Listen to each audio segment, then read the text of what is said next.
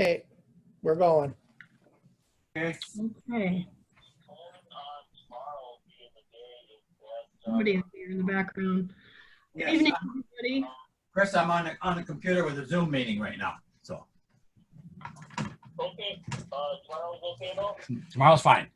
Okay, good. Thank- We'll see you then. Bye. Yep, bye. Trying to get Okay. my yard taken care of. Okay. All right, let's try again. It is 6:33 p.m.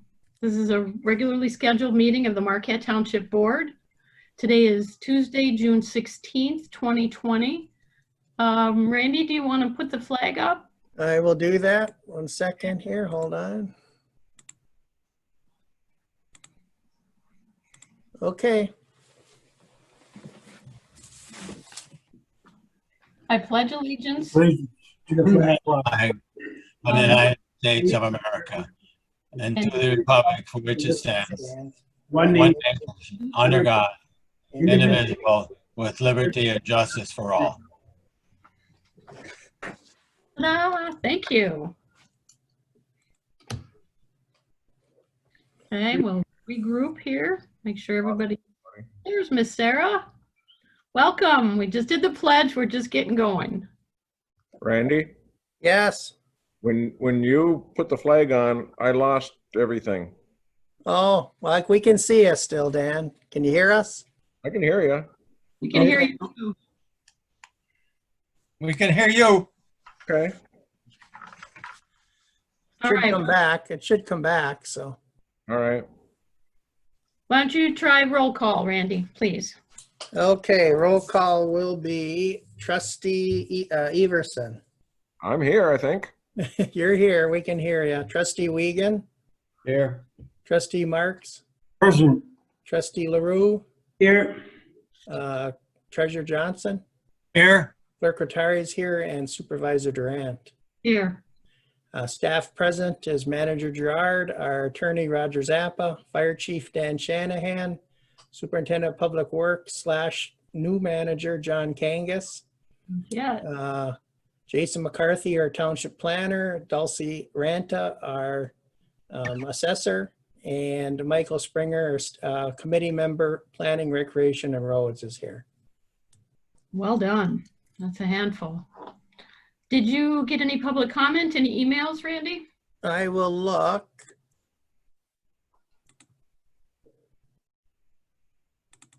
Okay, Michael said use this for public comment, so I think he wants to do a public comment. Michael Springer does. Okay. You want to share something, Mike?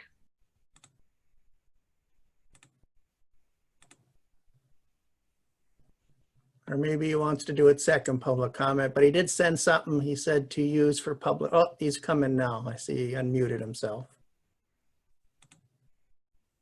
I'll put that up. Thank you, Randy. Yes.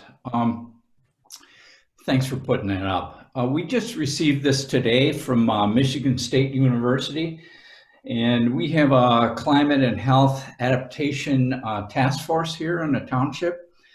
And this is a grant that board supported and we wrote and received. And this next Thursday, June 25th, from 5:30 to 6:30 p.m., we're having our last virtual workshop, or actually workshop, regarding the images that MSU has been planning for us.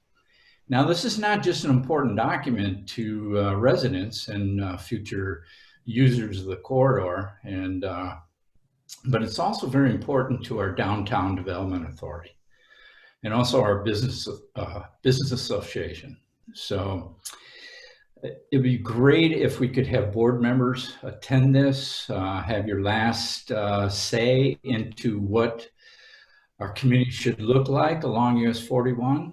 And these visual images will help us as we pursue additional grants in the future.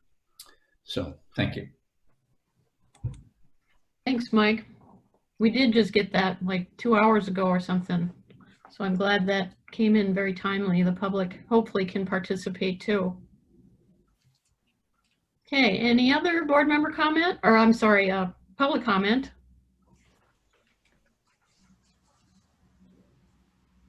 somebody's still trying to connect, so hopefully. Well, if they- that's Marilyn's iPad. Don't worry about that. Okay, that's fine. I'll tell her to shut it off. No, that's all right. I just want to make sure if somebody was trying to get in to speak that they You had. don't have to, Pete. I can remove that. Yeah, because I don't want her to fall. All right. Any board member comment in response to what Mike shared? Yeah, hopefully you can participate. That would be awesome. That would be a nice board comment. I'll be there, Mike. We'll see. Maybe they're all asleep. I don't know.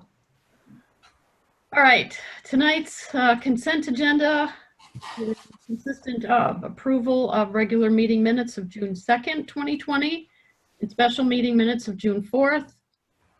Bills payable in the amount of $139,883.35. We have a budget amendment tonight that Randy can read, 2020-05. And we have fire department activity report and sheriff's department activity report from our committees from May of this year. Correspondence not requiring board action is a letter regarding the Metro Act payment.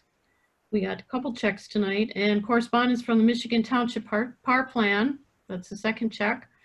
Charter Communications jiggling their lineup a little bit. They're adding some Latin lined, lines, TV lines.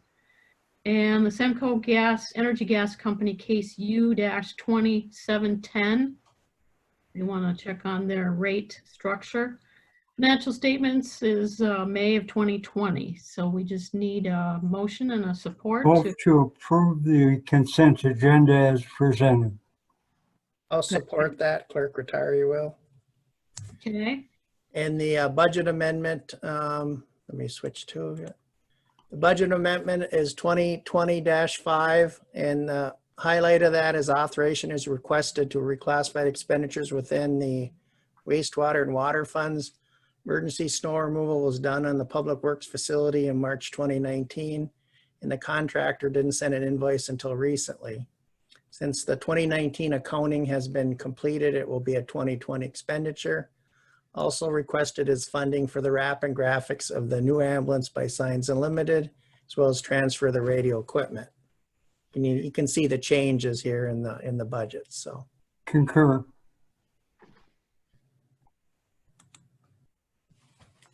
okay, so a roll call for the consent agenda is Trustee Marks, Yes.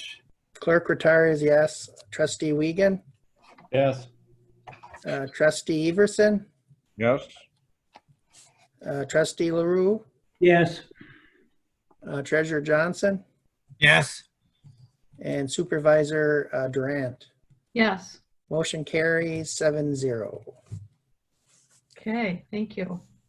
The board should have received the picture of our newest ambulance out in Raring. We can talk about that later, but that was pretty. Lynn, I can put that up. I'll put that up. How's that sound so people can see that? Just thought we might even do it again when Dan gives his report. Because it Okay, looks. let me find that here for a second. I can do that here. I find it here. That way, if the public sees it, they will know what they're looking at, because it's a little different than our other one, the first one. It is different, and it's all an improvement. Okay, I'll find it. We'll move on. I'll find it during the, Yeah, save it for when Dan Dan. does his report, I'll put it up. Okay, good deal. For the rest of the agenda, I am going to make a change. I'm pretty sure it was my fault that Andrew didn't get the placeholder in the agenda for discussing the contract for the township manager's position. And I was thinking there was a placeholder on there in case we had something to look at and talk about, but we didn't. So my bad. But I'd like to add it to 10D at the end. We've got a lot of business to do, so I want to make sure we have time to talk about it if we need it, rather than preempting things that may need covering right now. So if we can get a motion to approve the agenda with that amendment. I'll move that we approve the agenda as amended. 10D will be follow-up discussion of Friday's special meeting 6/12/20 to interview the manager candidate. Or Okay. Roll call, please. Clerk Rattari is yes. Trustee Marks? yes, Trustee Everson? Yes. Trustee Wiegand? Yes. Trustee LaRue? Yes. Treasurer Johnson? Yes, And Supervisor Durant. Yes. Motion carries 7-0. Okay. Declaration of conflicts of interest. I have not been told of any for this agenda. And up next is a privilege comment. We have Representative Sarah Cambenzi on the line, and we had also requested, or Senator McBroom also volunteered to come in. Connor said that he would be here, but we're not sure. So Sarah, welcome. Thank you for joining us. Don't forget to unmute your screen too. We did all receive your, what was it, 7 pages? Or no, it was more than that. That was a different document. Huge document with lots of zeros and B's and M's with all this money the state has. So we can just retire, right? Because we've got all this money from the feds. Yes, No worries. yeah. Thank you for having me, Lynn, and to the rest of the board members, thank you. I just really wanted to touch base and give you an update on what's going on down here in Lansing. And really, the best word I can use right now to describe it is we really are at a standstill. From the document that I forwarded to you, this is from our House Fiscal Agency. It's what we use to estimate our state budget and certainly everything we're going to pass down through revenue sharing to the locals, including our school districts. And I really wanted to point to page 7 in that document and kind of talk through what we're at a standstill with. As you can see, the state of Michigan received about 3.873 billion with the CARES package.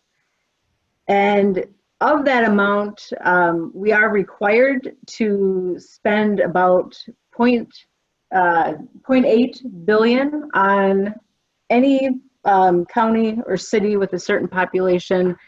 I believe it said over 750,000. What we're left with right now is about 3.1 billion. And when we look at our revenue shortfall at the state level alone, it's around 3 billion. What that means, if we take care of ourselves, is that we have nothing to pass on to you. And I know from talking to the city of Marquette, certainly from the county, if you cut revenue share and if you cut the PILT payments, the city of Marquette for a while, if we didn't reopen the economy, just the lack of charges that they were expected to receive from the water and sewer accounts, with NMU being out, the hospital being really down to only a part-time operation there, was devastating. And so, the city is looking at anywhere from a half a million to $750,000 loss just in these couple of months. Scott Urbish at the county has said that if the funding doesn't come through, or if they cut back on funding even for a year, they could be looking upwards of a couple million. So I know for townships, the expenses that you've had or the revenue that might not come in is probably adding up, and none of these estimates account for people or businesses that may not be able to make their tax payments, whether it's just for a month or two or longer, any that go out of business. So there's a lot of unknowns. And I think there's a lot of us at the state level advocating to use this money wisely. And every department at the state level has been required to come up with a 10% cut, 20% cut, and 30% cut. But again, I think when we thought there was another federal package coming our way to use for local government. We set out to spend about $500 million out of this 3.1 billion. We've held off on that right now until we can get a clear picture. And you may not see us do anything with this money until we come back either at the end of July or in August. So I'll just pause right there if you have any questions for me at this time, or if there's anything I can help explain a little more. Any board members have questions? I have a question, but not referring to what you just said. Okay. Oh. Well, why don't you save it a second, Pete? Randy, actually, I'd like to have you chime in on this, being our financial advisor, manager, bookkeeper, jack of all trades. Kind of, respond to how this is going to affect the township. We know that we got another tax tribunal today, and the value is somewhere around 30 or 40% of what the land value is. It's just ridiculous. So now we're getting hit on multiple fronts. But unmute your screen too, please. Well, first of all, we know we're going to get hit with revenue sharing. We know that's coming. So there's going to be a reduction for the last 2 payments this year as well as into 21. We know that those hits are there. Fire department and general fund has been pretty much devastated by our ongoing dark stores garbage. We've got 2 pending right now. We've got the brand new Myers pending, and Otavero has some of his properties pending. When we lose those, it's not an if, because the tribunal is going to do the same thing they did with Meyer and Escanaba. It won't be as bad with Meyer because that'll just be a 1 year, but Otavero will be on the hook for 3 years. I'm down to $400,000 in my general fund balance as a result of reimbursements we've had to do to the tribunal primarily. So that's killing us on top of everything else. And you're absolutely right, Representative Cambenzi. Some of our businesses may not survive this. We have a number of small businesses out here. The mall is pretty much vacant already as a result of decisions at the state level with regard to taxation, and as well as people being put out of business by online shopping. So those things are all coming to a head. We've got on the budget tonight, we've got requests for grant match funds that I don't know where they think they're going to come from.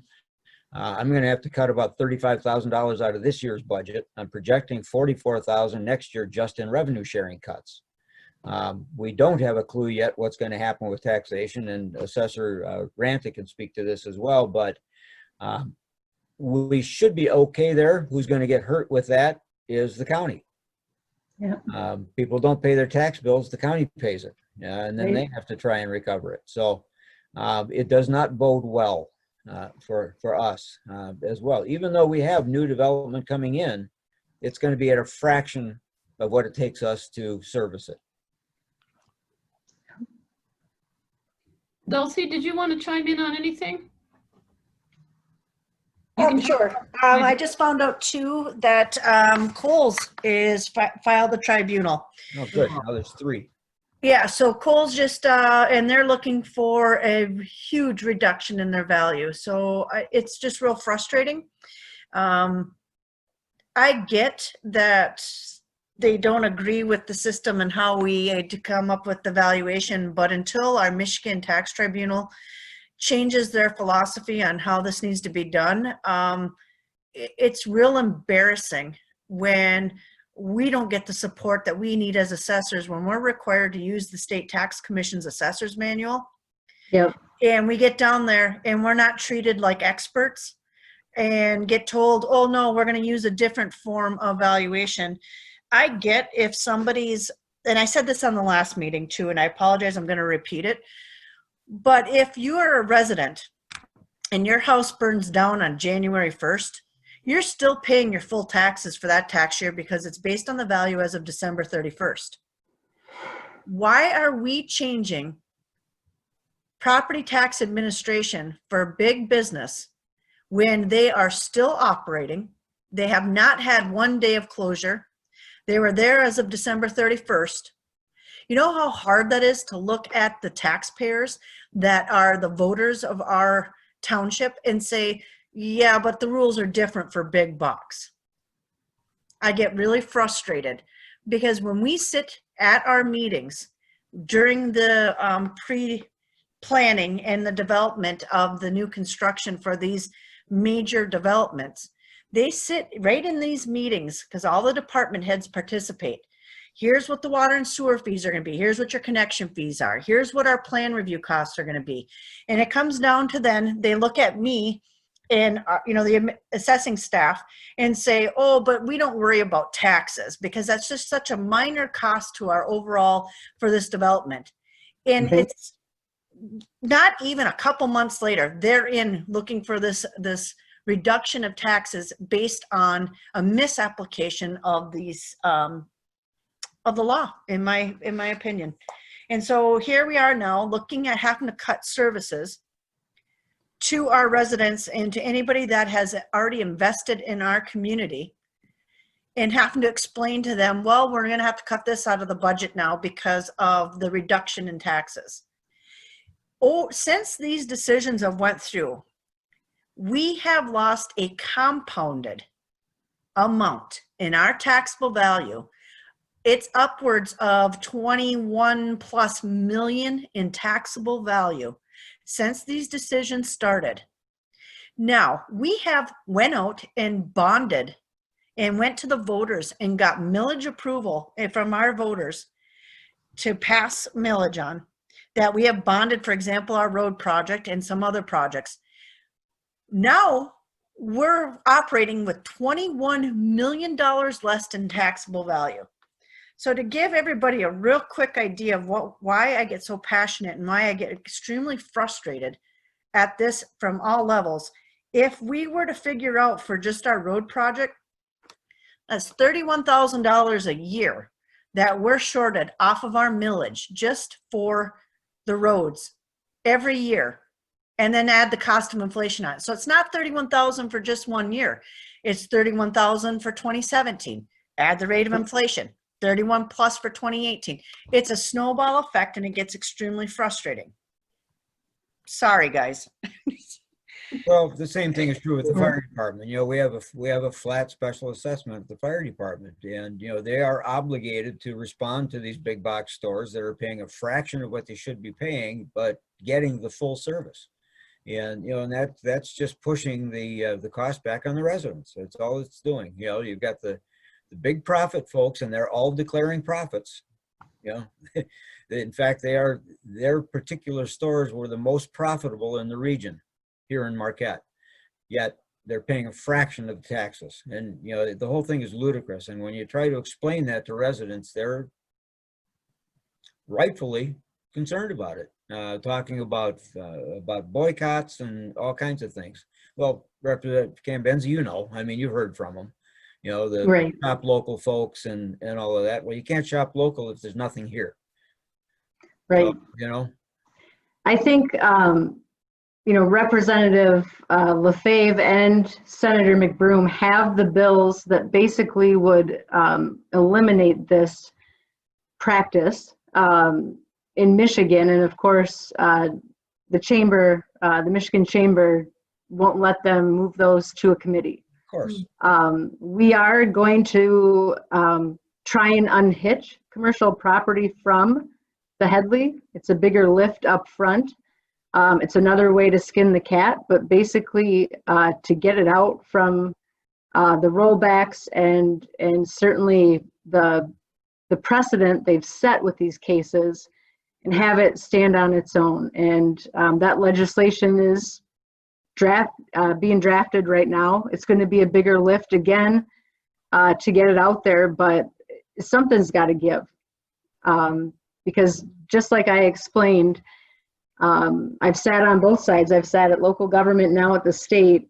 I can tell you that what the state is going to want to do is take that $3.1 billion and take care of themselves. No, of course.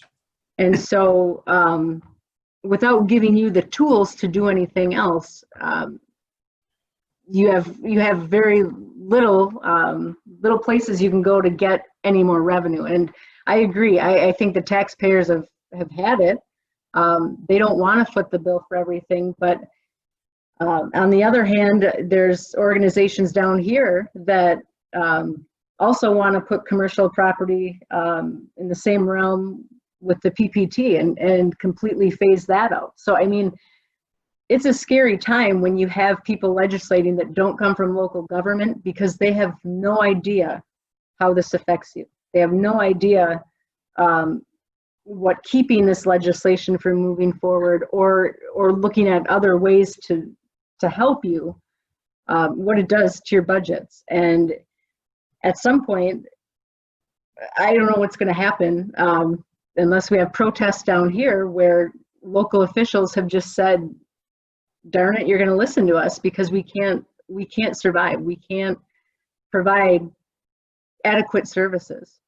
But it's not that some of us aren't trying or looking at ways to help you. It's just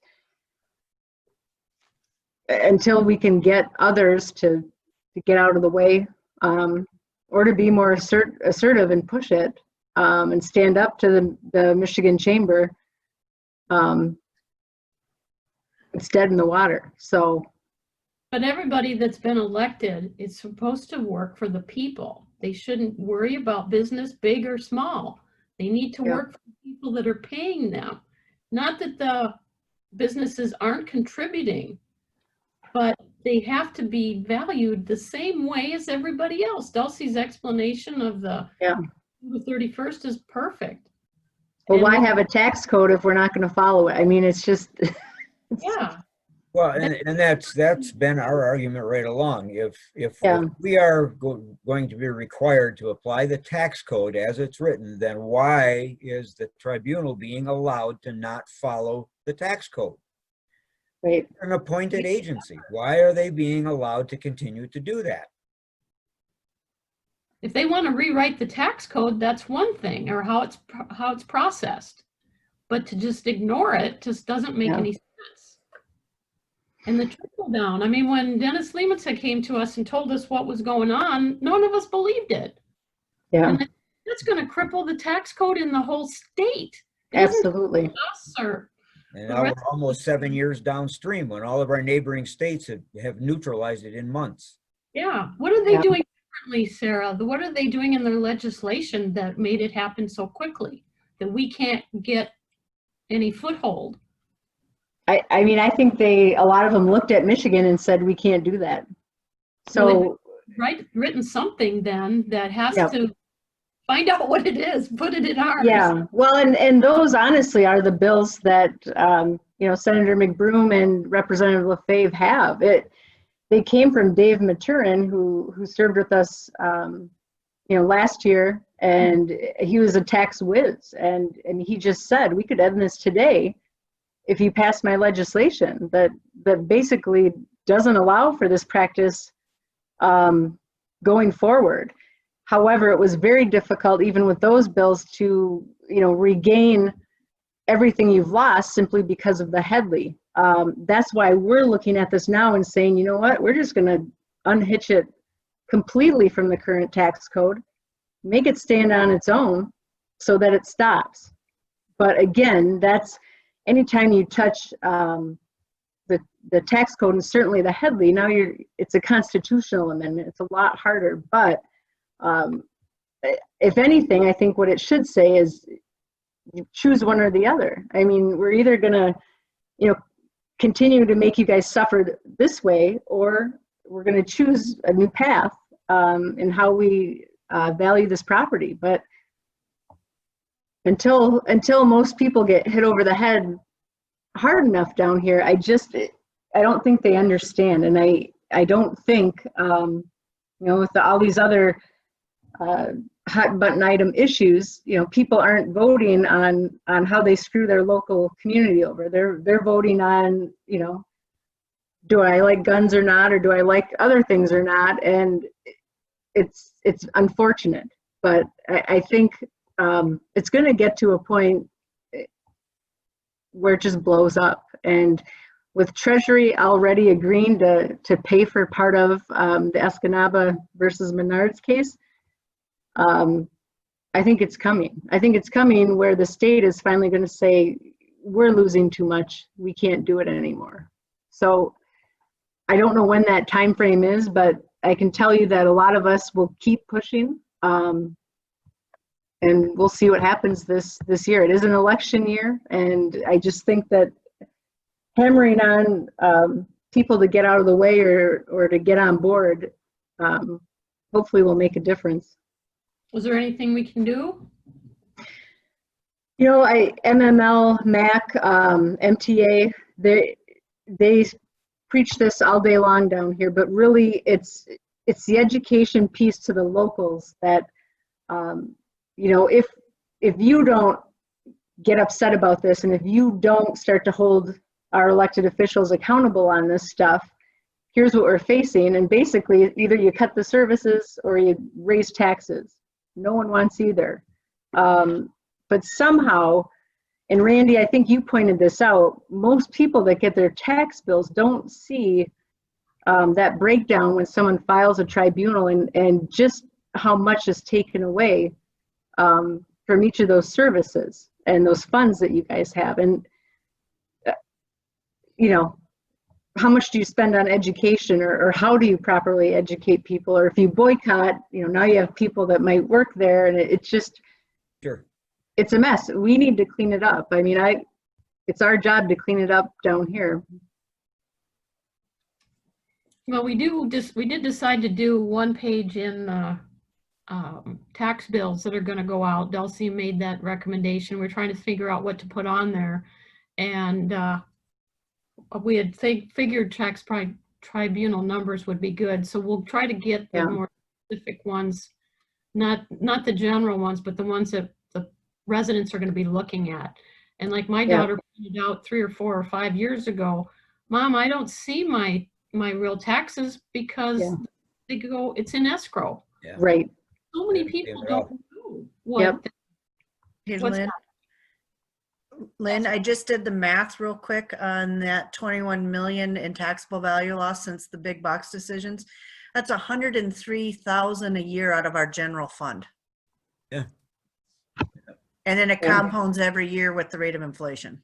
Well, and who it really cripples is the fire department. That's who it really cripples, because they're capped at 2.5 mils. That's what they get, and it's not on everything. It's not on all properties. It's limited. But at the same time, with these big box stores like Lowe's and the others that have cut down to $25 a square foot, when that alarm goes off to that location, we're not just going with one truck. We have no idea how many people are in that building. We have no idea what materials are in that building. We have no idea what's happening in that building. Almost everybody goes. That's a huge expense for the department, in equipment, in manpower, in time, and we don't get paid for it. The residents absorb that, and that's the part that they don't see. It's a lot different than responding to a house fire with one truck and 4 or 5 guys. Now you're talking 2, maybe 3 trucks and an aerial and everybody, 20 to 30 people responding to that alarm. And we cannot keep doing that. We're going to have to get to a point where we're going to have to make some decisions on whether or not we staff, period. We go to a strictly on-call department, and maybe we have enough people to respond to those alarms. I mean, it's getting hard enough just to keep people with the certification requirements and changes that are happening. With families and everything else going on, we're having a difficult time. But we have, how many vacant spots do we have right now, Chief? 3, 4?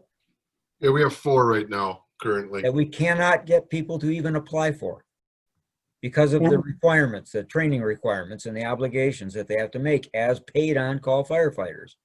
Right. That's what we're facing. We're going to get to the point where we will not be able to respond to those incidents. Then see what their $25 a square foot is worth. Yeah. Okay. I know we beat the tribunal to death every time we talk about it, but it's good information for people who don't know anything about it. Well, they're the evil ones in the room. I mean, they are. Absent the tribunal, we would be in very good shape. Mhm. Yeah. Very good. Okay, do we shift gears? Pete No. had- Yeah, Pete. had a question. Don't run away. Oh, go ahead. Get to Bernie. Hang on, Pete's first. Can't just run away like that. Yeah. I know we're beating up on you today, Sarah, but it's very important.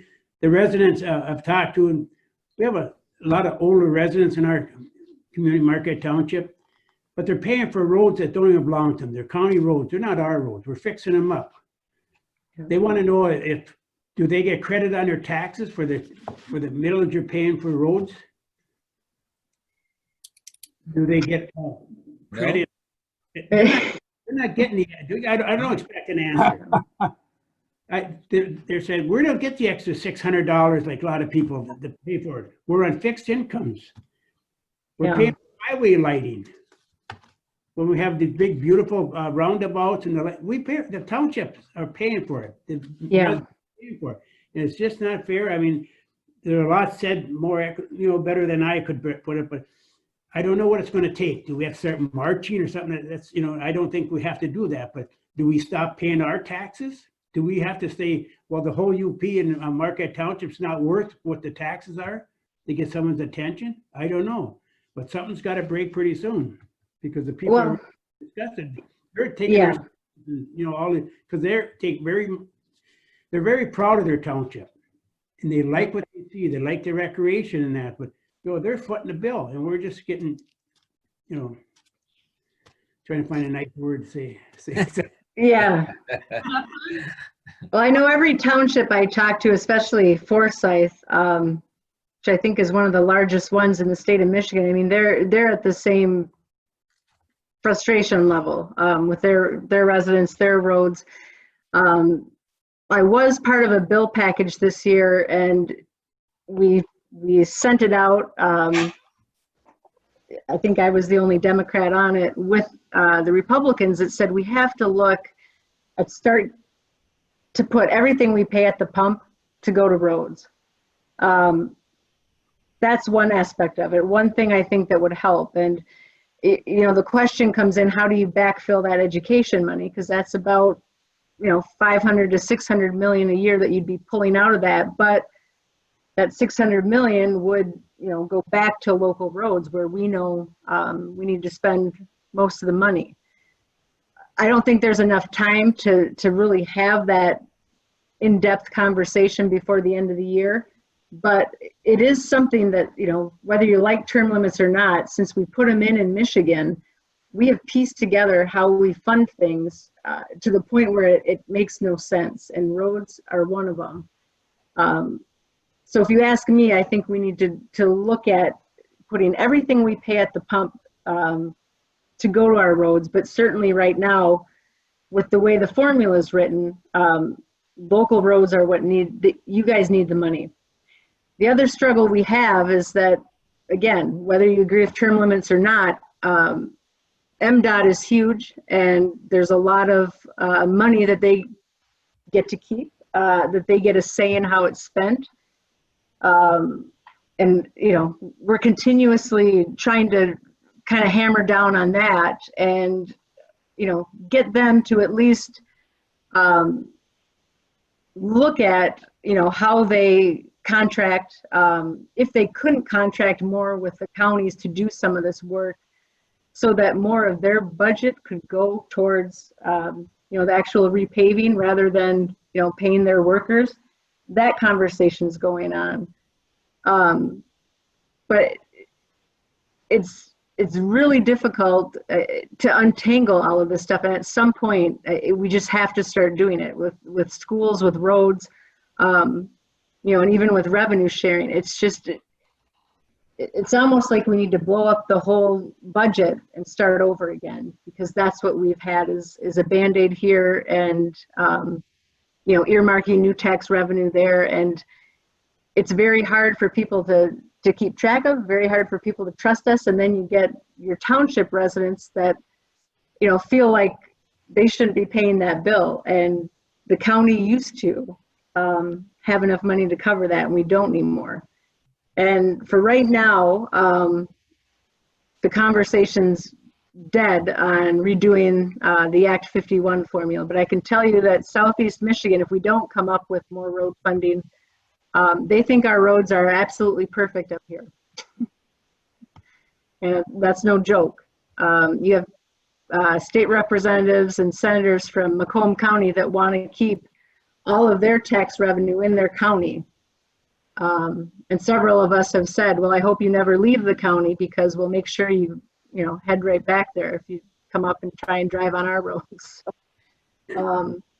Well, but again, they've got the heavy commercial traffic down there, and and they're not paying their fair share. Yeah. That's another. Yeah. And it's as ludicrous as it sounds, but I've had people sit across my desk and say, if the state's hurting for money, why is the lottery paying out $438 million pots? Who needs that? So the suggestion is, why doesn't the lottery take some of that money that they're giving out in those huge pots, limit the pot, and put it back into the operation of the general fund? So, those are the kinds of things that the residents are looking at because they don't understand how government works. Right. They don't understand how the township works, let alone government and the state. Yeah. Those are the perceptions that people have that are looking at some of these things saying, how can the state be hurting for money when they're they're giving away $438 million lottery payouts?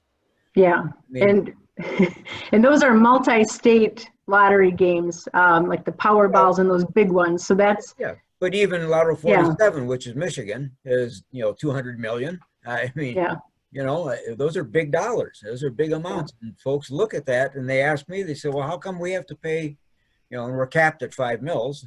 That's down to what, 4.9 now, I think it is, Dulce. But in any event, we have a very limited restriction. We're not like the city of Marquette that can levy, up to 25 mils or 27 mils without a vote. We're at 5. That's what we have, unless we have extra voted millage, which we do. The residents have funded paying for the roads. They're funding the fire department through a special millage, and we fund the law enforcement through a special millage. So, but they're getting millage to death. Yeah. General services. Yeah. Okay. One person asked me, said, can I go in the big box store and ask them, well, I'm going to cut it in half because you guys less tax. I said, go try it. Yeah, I still think if most people said, it's just my wife and I in my house, but we have a 3-bedroom house and we only want to pay a third of the taxes. I think if you had a whole township or city or county that did that just to, kind of put it out there and make a statement that this is what's going on and this is how absurd it is, what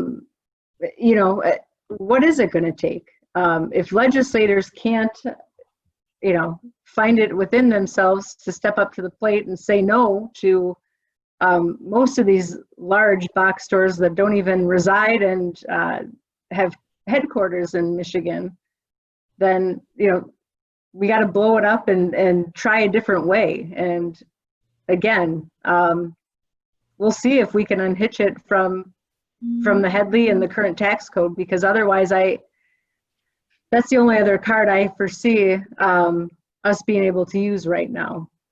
Well, Representative, you're right, because a resident could logically make the same argument that the big boxes are making simply here in Marquette by saying that I know there's a house just like mine that's vacant in Detroit, so yes, yeah, I want my taxes reduced. That's the same argument. Yep. Yep, I've thought the same thing about hotels all the way to the Sioux. There's hotels with pools there that are closed. I could do the same thing. I can't in my township, but I've thought about doing it just because of Lansing. But that's how ludicrous that argument is, and that's why it's so hard to explain it to residents on why they're able to get away with that when they're posting large profits. Right. Yeah. Well, Ernie, you had a question? Changing a little bit, the same area, revenue sharing. I'll bring that up again. I've been doing that up for years. Yeah. We get constitutional, but we don't get the revenue sharing because we don't have 7,800 people in our township.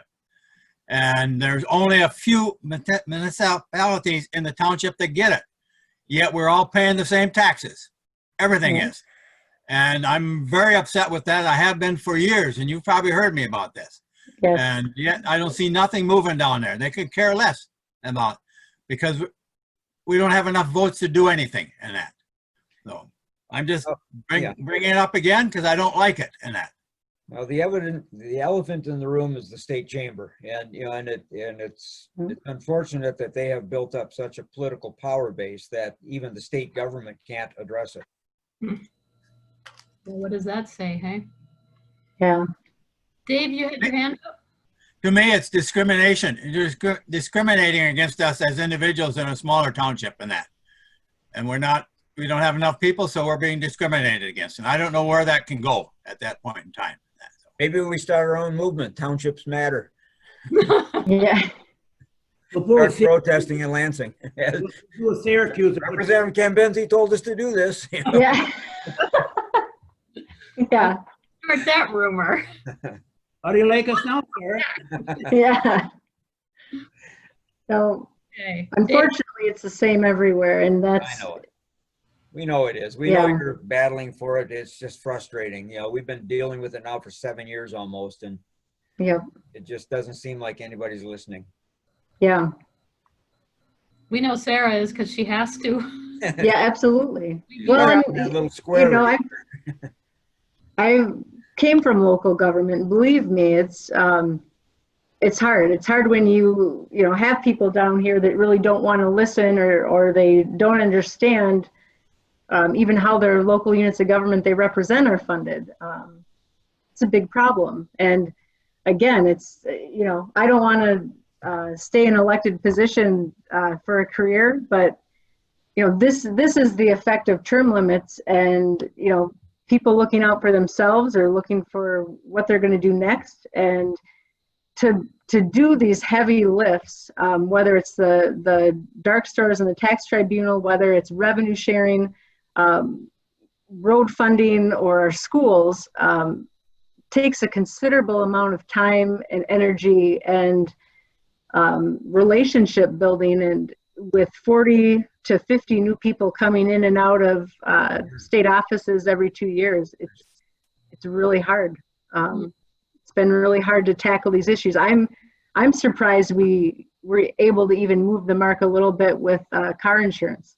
That was something that since the late 90s they were trying to fix, and we're going to have to go back and continue to work on fixing that, because I still don't think the savings are there. But it just shows you really how limited it's made our jobs. And in 2 years, if I'm reelected again this fall, I'll be done, and I'll be term limited. So those of you that are left are going to have to start all over with the next person. And at some point, you would think we'd figure out that, I don't know. Now I know how Willie Nelson gets through. I don't know how long we have you, Sarah, but Dave had his hand up. If you Oh, sure. Yep. Going. Go ahead, Dave. Good evening, Sarah. A couple of comments, and I'll apologize for my rant before I get started. The dark store issue is just, it's been going on for 7+ years. And everybody that sits up where you're sitting right now says, we're doing the best we can do with it, and we can't get any cooperation. And when you talk to the residents out there, and they see things like 7 years ago when it goes all the way to the Supreme Court, when they elected not to hear the issue because it didn't have statewide implications, first thing that comes out of the residents' mouths is, who's paying their salaries? It looks like they're on somebody else's payroll besides the residents of this state. And you take that and you go from there and you look at the road issue, and you know that 50% of the road tax go to the schools, and it all turns into smoke and mirrors. If we didn't have 50% of it going to the roads, and that 100% or to the schools, and 100% of it went to the roads would be fine. We have enough money there to fix the roads. Right. The problem is now is the roads are in such bad shape, and they've been taken care of not at all for so many years that it would take a bunch of money to catch up. But if the money that come out of road taxes went to the roads, there'd be enough money there to take care of the roads. We don't need to add taxes for that. Yep. What we need to do is have a little transparency and move the schools out of there. And if we need money for schools, get the money for schools. I wonder a lot of times about the money that comes through the lottery that is supposed to go to the schools. And I think if it didn't take a wander through the general fund before it got there, there'd be a whole lot more for the schools, and they probably wouldn't need any money either. But we just don't know, because we don't know what started out and what comes out the other end. Right. And the state represent the whole political system at the state level. There's not a lot of credibility. And it's sad to say, but there's just not. When Governor Whitmer says she wants 40 cents a gallon tax to fix the roads, there's no way that's going to pass, because she has no credibility on the fact that that's actually what she's going to do. When she ran 2 years ago, she ran that she was going to fix the dark store issue. She was going to take care of the roads. She was going to remove the retirement income from the tax rolls. And none of that has been done. And it doesn't matter if you're a Republican or a Democrat. None of it's getting done. And you just sit here as a resident of this state and you look at what's going on there and there, and you can just, you can only shake your head and just be absolutely disgusted with it. I'm with you, and that's why the road package I had a bill, or have a bill in, is Speaker Lee Chatfield's. And you know, he was adamant. No one in my party actually pulled legislation or put a bill in for the 44-cent gas tax that the governor wanted. We said no way. But I think, you know, Speaker Chatfield is right about this, you know, and listening to the people and what you just said. Let's start untangling this and let's see where we're at once we get that education funding out from the pump. And again, I look at three things that can happen. One, everything you pay at the pump goes to roads. Okay, let's see where we're at with that. The second thing, about 7 or 8 years ago, we started to fund our universities out of the K-12 budget for education rather than the general fund. So every year, we were paying up to about $1 billion for colleges that we used to put into K-12. Well, let's get that out of there. Okay, now all of a sudden K-12 is fully funded. Now let's deal with our universities and how do you give them enough money to, you know, truly warrant what they need? The problem there is that, you know, they're considered sovereign, where we can't really tell them how to run their university. We can't tell them things they can fund or not. So a lot of them right now, new dorm rooms, new this, new that. A lot of things that really, when a student goes to school, are they going to make them smarter or not, don't really matter, but it's what the new generation wants. A lot of us in Lansing have a hard time saying, you know what? Yeah, we'll fund you at $500 million or $1 billion this year. When our K-12s have to take a hit, when our roads have to take a hit. And I really think, again, and you know, Lee's from the 107th district. He's got the top half of the eastern end of the UP and right below the bridge. I think he's spot on when he said, this is how we start. This is how we do it. And again, those bills were introduced right before COVID-19 hit. It is his last term before, you know, he's termed out. And I've got 2 years left. I think there's enough of us left where if it doesn't move, we're going to try this again. But those of us that are listening, and I hear exactly what you're saying, why go to you and ask for more if there are ways we can fix it? And you're 100% right. 100%. Yeah, well, the universities are turning into palaces. Mm-hmm. Yeah, it was, I think when you saw some of the dorms go that were half the age of my house that I live in right now, it's like, wow. Yeah. Waste. Knocked them down. Would you like me to comment on universities? That's another half hour. I have an inkling I might know what you're going to say, but. I had 25 years there. Yeah. I have a few ideas in that. Yeah.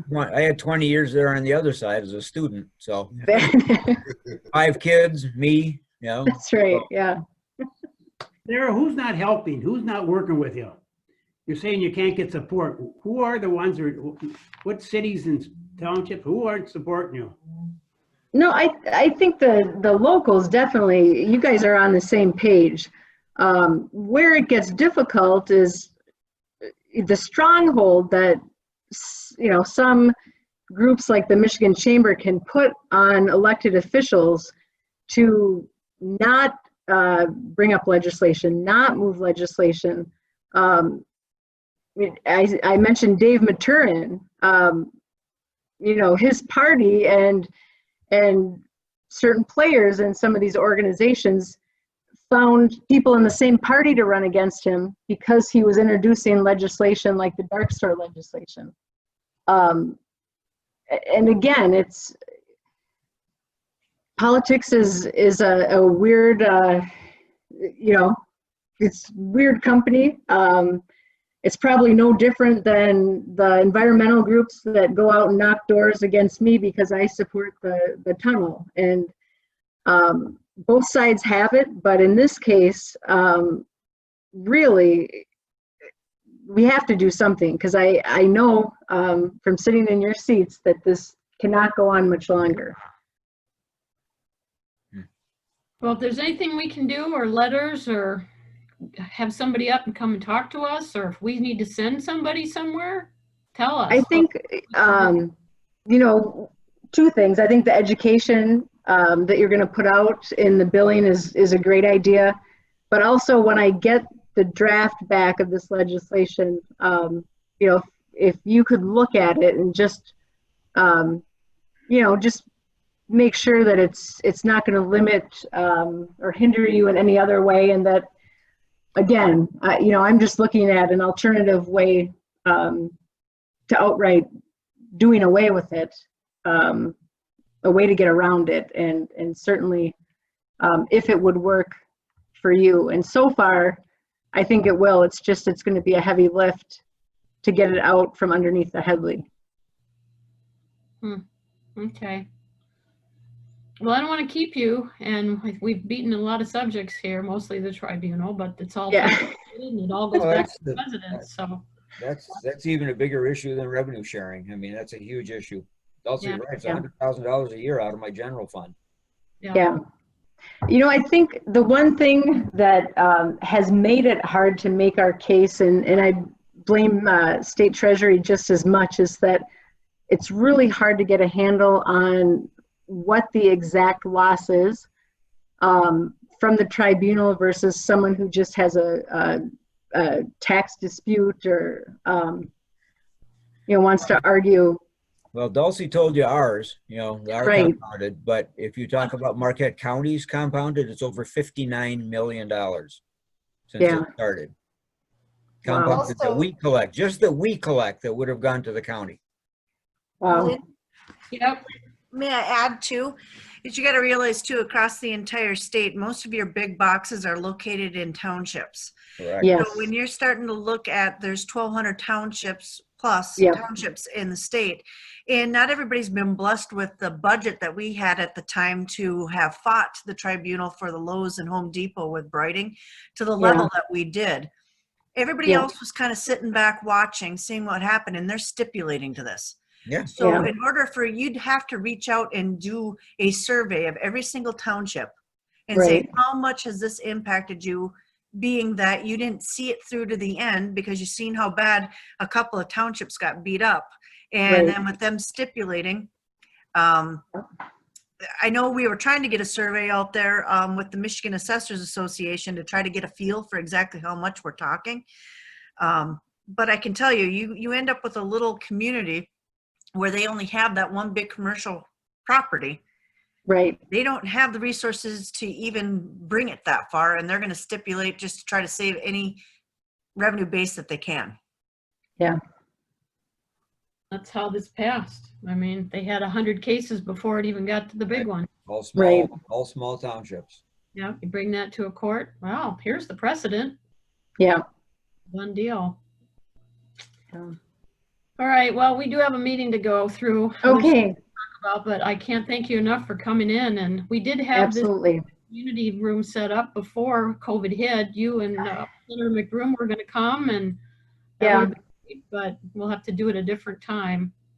Yeah, and maybe a little later on this summer, we can get back to doing that, and maybe go dive into this with him and just hear his perspective. And I certainly don't want to speak for him, but he might be able to add a little more in terms of what he's dealing with on his side. So I'm sure it's different. I guess one last question before you leave, and this is kind of an operational question. Do you have any insight on what the governor is going to be doing with regard to remote work? The last executive order still kept 114 in place, basically, that is remote work if you can at all possibly do it. When can I bring my people back in? If I had to guess, I think she's going to be a little more hesitant to unleash that than promoting it anytime soon. As 12 to 16, 18 states continue to have their numbers go back up, I think she's probably going to try and wait until at least the end of the summer. Yeah, to loosen that. Again, there's a court case that is being repealed, so we might end up like Wisconsin. Who knows? Depending on if the Supreme Court, sees it the other way. So I think at this point, people have asked me who's monitoring this or who's policing this. I think it really comes down to if the employees are comfortable. If you can do it safely in your workplace. There are places that have been operating full steam ahead in the 109th district since this hit, with no cases and no injuries. And I trust that people can do it safely. I know her executive orders mean something different, but I do think the quicker we can get back to normal in a safe manner, I think it's better for everyone. But healthcare remains, or childcare remains, I think, one of the biggest obstacles. And I don't know if that affects the township or any workers there. Not so much. No, the main thing that impacts us is 114 says, to the maximum extent possible, you will do remote work. And and all of my folks, for the most part, can work remotely. And they are currently. So, I don't want to bring them back and then have everybody start pointing fingers, or heaven forbid somebody contracts as a result of being back, then where's our liability, since we're violating the executive order? So that's my concern. And the emergency declaration goes through 11:59 p.m. on the 19th, Friday the 19th, this Friday. So then what happens? So is there going to be another executive order between now and Friday? Who knows? Yeah, I mean, I would guess that, and again, some things have moved faster than I've predicted, and others have certainly moved slower. But I doubt she would lift this, at least in our regions, without doing it to the rest of the state. So if I had to guess, my guess is that there will be another executive order extending it. Can we donate a vacant house to her so people come here? You could. I mean, so she'll lift it? I don't know. Give her a room. What the heck? Her husband will come up. Vote, though. Oh, I had to end on a little bit of a jocularity there. With that. Yeah, that helps. Yeah, okay. No. Sounds good. Okay. Hey, you want to tell us or share? I kind of directed your thought process, Sarah, but if there's something you wanted to state, or Hey, let us good. know. It's mostly, I just wanted to touch on what we're doing with that money. Again, it bothers me coming from local government that, the money is there, and, certainly our townships, our counties, our cities have all had expenses related to COVID-19. But even that first $500 million we were set to spend, none of that was coming back to you. And it just, raised some red flags to me that we were going to burn through this money. Luckily, we haven't. And kind of forget about our local units of government. So I wanted to make you aware of that document so you have it. There's some other good information in there on what the money, that's available to the state can be used for. But certainly, if we don't get another package from the feds, just expect all of us to be fighting over it. But it's something for you to certainly bring to MTA. They're well aware of it, but however you can help us down here push back so that you get something is helpful for me. But even the feds, even the feds doing a new package, it has to come from somewhere. Right. It's, long and the short of it is comes back to residents. Yeah. Yeah, it's, I think with how the PPP money and the non-disclosures coming from that right now, certainly it's not going to leave a good taste in the individual taxpayer's mouth. That's my prediction. If they understand it or even know about it. Yeah.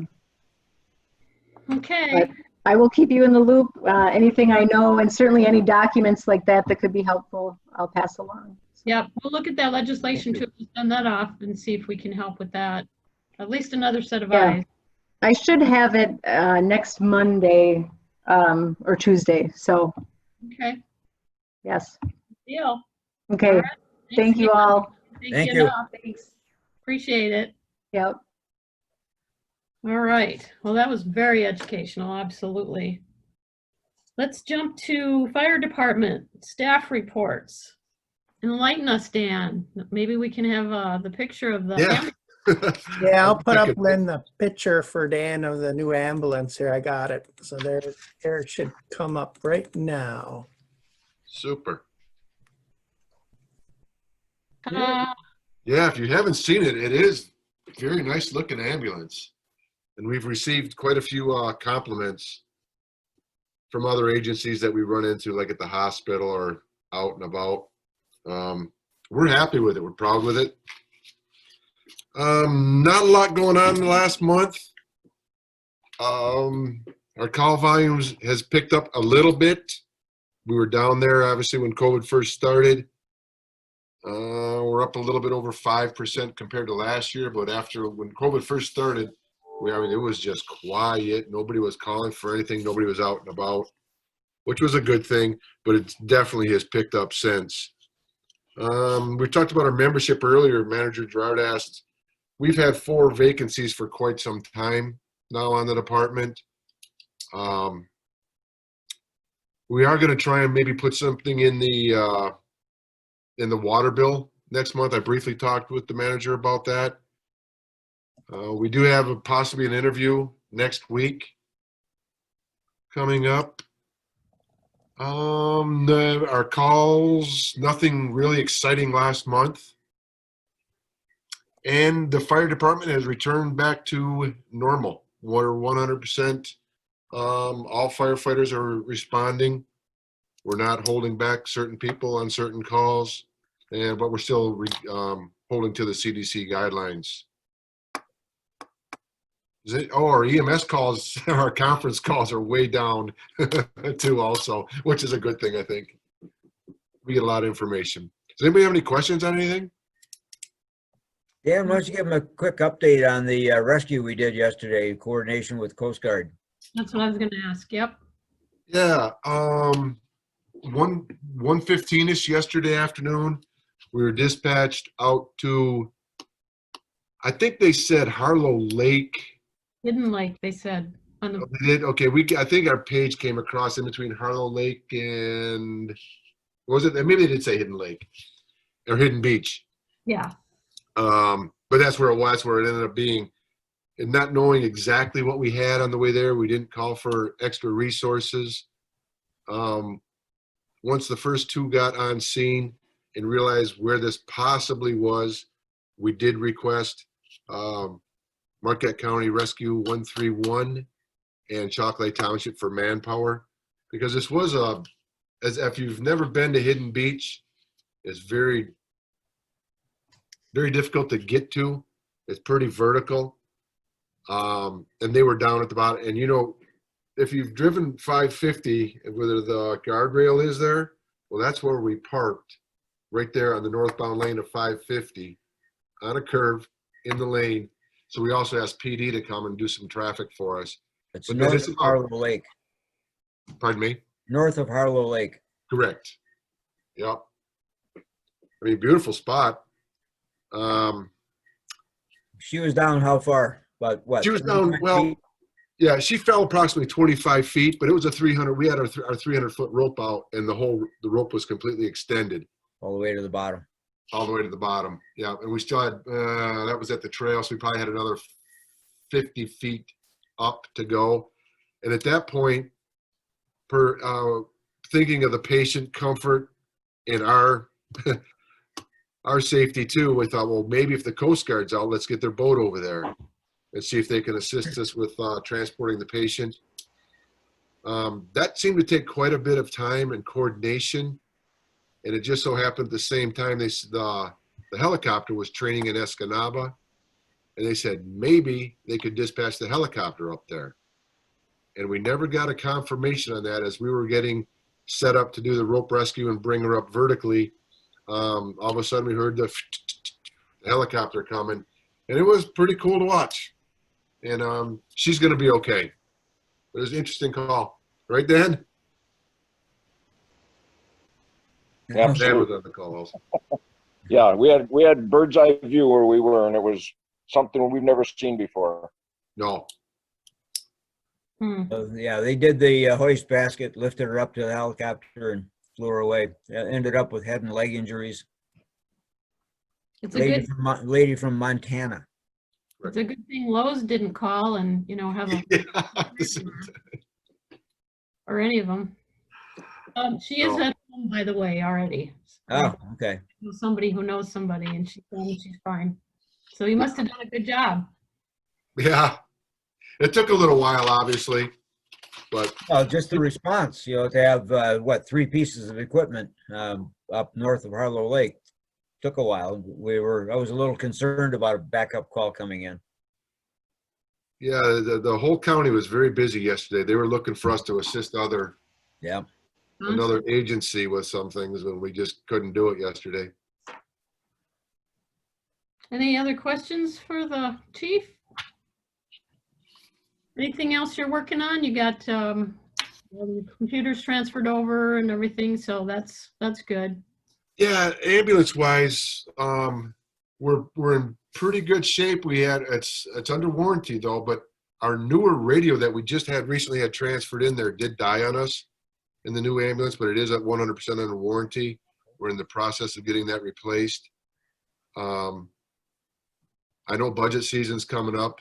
Manager and I have talked about that quite a bit. Capital projects, if any. So, We'll and send the bill to Sarah. Pardon me? We'll send the bill to Sarah. Yeah. And with the COVID and everything being, our summers are usually very busy. We have Saturdays scheduled for, like say, the Orta Shores or the community days or the Iron Range Roll, 4th of July. Mm-hmm. The only thing we might have going on this year is Iron Range Roll. Yeah. So it's going to be a little bit quieter for us, which is okay too, I think. But our call volume's going up a little. Careful what you wish for. Yeah, I think. Yeah, We've seen that happen. We've seen that happen before. Oh yeah. Yeah. But yeah, we're back to normal. Good deal. Yeah. Anything else for the chief? Good deal. 77% of your calls for EMS. Yeah. Yeah. Okay, thanks, Dan. Thanks. Okay, have a good night. You too. Public Works, where's our John? Okay. What do you want to share with us? Well, you all have my second monthly report. This one's a little bit smaller than the first because the first had a little catching up to do. If there's any questions in the written report, I'd be happy to answer them. I did have a little bit of an update on the recycling grants, and Ryan is on also if he would like to add anything. But when we applied for the 2 grants, the hope was that one grant would act as our match for the other grant, and it's looking like that's not going to necessarily be the case. So we would be on the hook for about $14,000 for a local match on a total cost of just under $70,000. That's a 20% match, and then we have to pay half of the educational costs that go with it, which is $1,500 on top of that. So wanted to just let the board know that things aren't looking quite as rosy as we hoped they would, but we have not heard anything official from Eagle on that second grant, just that they are leaning favorably towards awarding it, just that we would have to provide that local match of $13,945. So we've talked, Ryan and I have talked with Randy about it a little bit. We're going to have to scratch and claw to find a revenue source for that. But I don't think we will come back to you without having done that research. So there are some options. I think landfill closure fund is out there as a possibility. Whether or not there's fund balance in the solid waste fund, I guess we won't leave any stones unturned as far as coming up with that local match if we're going to make a recommendation to you to accept both of the grants. Also, Lynn, I did send you and Randy this afternoon, or maybe this morning, a spreadsheet with updated numbers regarding our utility billing for year to date. And the April numbers, which was our May billing, was the worst month. We had a pretty sharp rebound for the May numbers, which was our June billing. And year to date, we are actually still over budget for anticipated revenues in the wastewater by just a couple percent. The water revenues are below budget year to date by about 5%. So not terrible, but we do have some shortfalls that we have to make up. And I guess that's the latest update I have for you since my written report. Dry spring. I didn't even see that spreadsheet. I read the percentages in the email. I'm sorry. So I'll look at that. Yeah, the spreadsheet should show you all the formulas and everything if you have any further questions. Okay. Let's give kudos to your crew. Hey, you had some nice comments in your update, your letter, your report to us. Yes. Quite honestly, I think they're doing a great job tackling every issue as quickly as we become aware of it or within the limits of the resources they have available. We are currently addressing fire hydrant issues, some that were brought to our attention by the fire department, others that we've discovered as a result of that. So we may actually have to purchase a few fire hydrants this year that we don't necessarily do on a regular basis, but they need to be done. We would be retiring some of the oldest Traverse City hydrants in our system, and of course we're tackling the worst ones first. Mm-hmm. Are those expensive? I have no idea what they cost. Yeah, they can be, I don't know what the actual price is, but somewhere around $3,000 a piece. Wow. It's more than that might be an installed price by a contractor though, so I'd have to get you some sharper numbers on it. That's what I just wondered if it was 500 or 5,000, you know. Yeah. Frame of reference. They're not cheap. Does wastewater cut that price in half too, or is it strictly water funding? Hydrants? Yes. It's strictly water. Strictly water. Okay. Okay. Any questions for the superintendent, Pete? John, how many grinder pumps do we have in the township? I couldn't find my information I had at one time. You know, the number 800 keeps coming to mind, but that might be double what we actually have. I'm going to have to get you an actual number from the database just to be accurate. That being said, I know there's at least 2 new ones going in this year, grinder stations. One hopefully next week. So the 2 that we have in stock, in inventory with the concrete base poured around them are already spoken for the year. Now, another comment is, I spoke with the resident right next to the pumping station on Huron and Granite down there. And I seen it before, and what a great job your crew did, you and your crew did. I mean, he was very happy about it. I was amazed how nice it turned out. You know, so they should give a pat on the back for the people who worked down there. I guess everybody was down there at one time, but they did a great job. We had 5 of our 7 team members down there. And yeah, they were all eager. They all worked together very professionally. There was an opportunity for things to turn south on us really quick because they put the backhoe right down in the bottom of the hole. And, you know, when you hit those soft spots, you might not stop until you get to the other side of the globe. But quick thinking, there was a lot of big chunks of wood laying around with the backhoe. You can lift it right up off the ground. We got that thing elevated and then supported. In the end, we ended up driving that thing right back up, right up the side slope of the hill with a little bit of help from the loader that we had just been trained to operate the day prior. So things worked out really well. He commented about his dog. He has a white dog.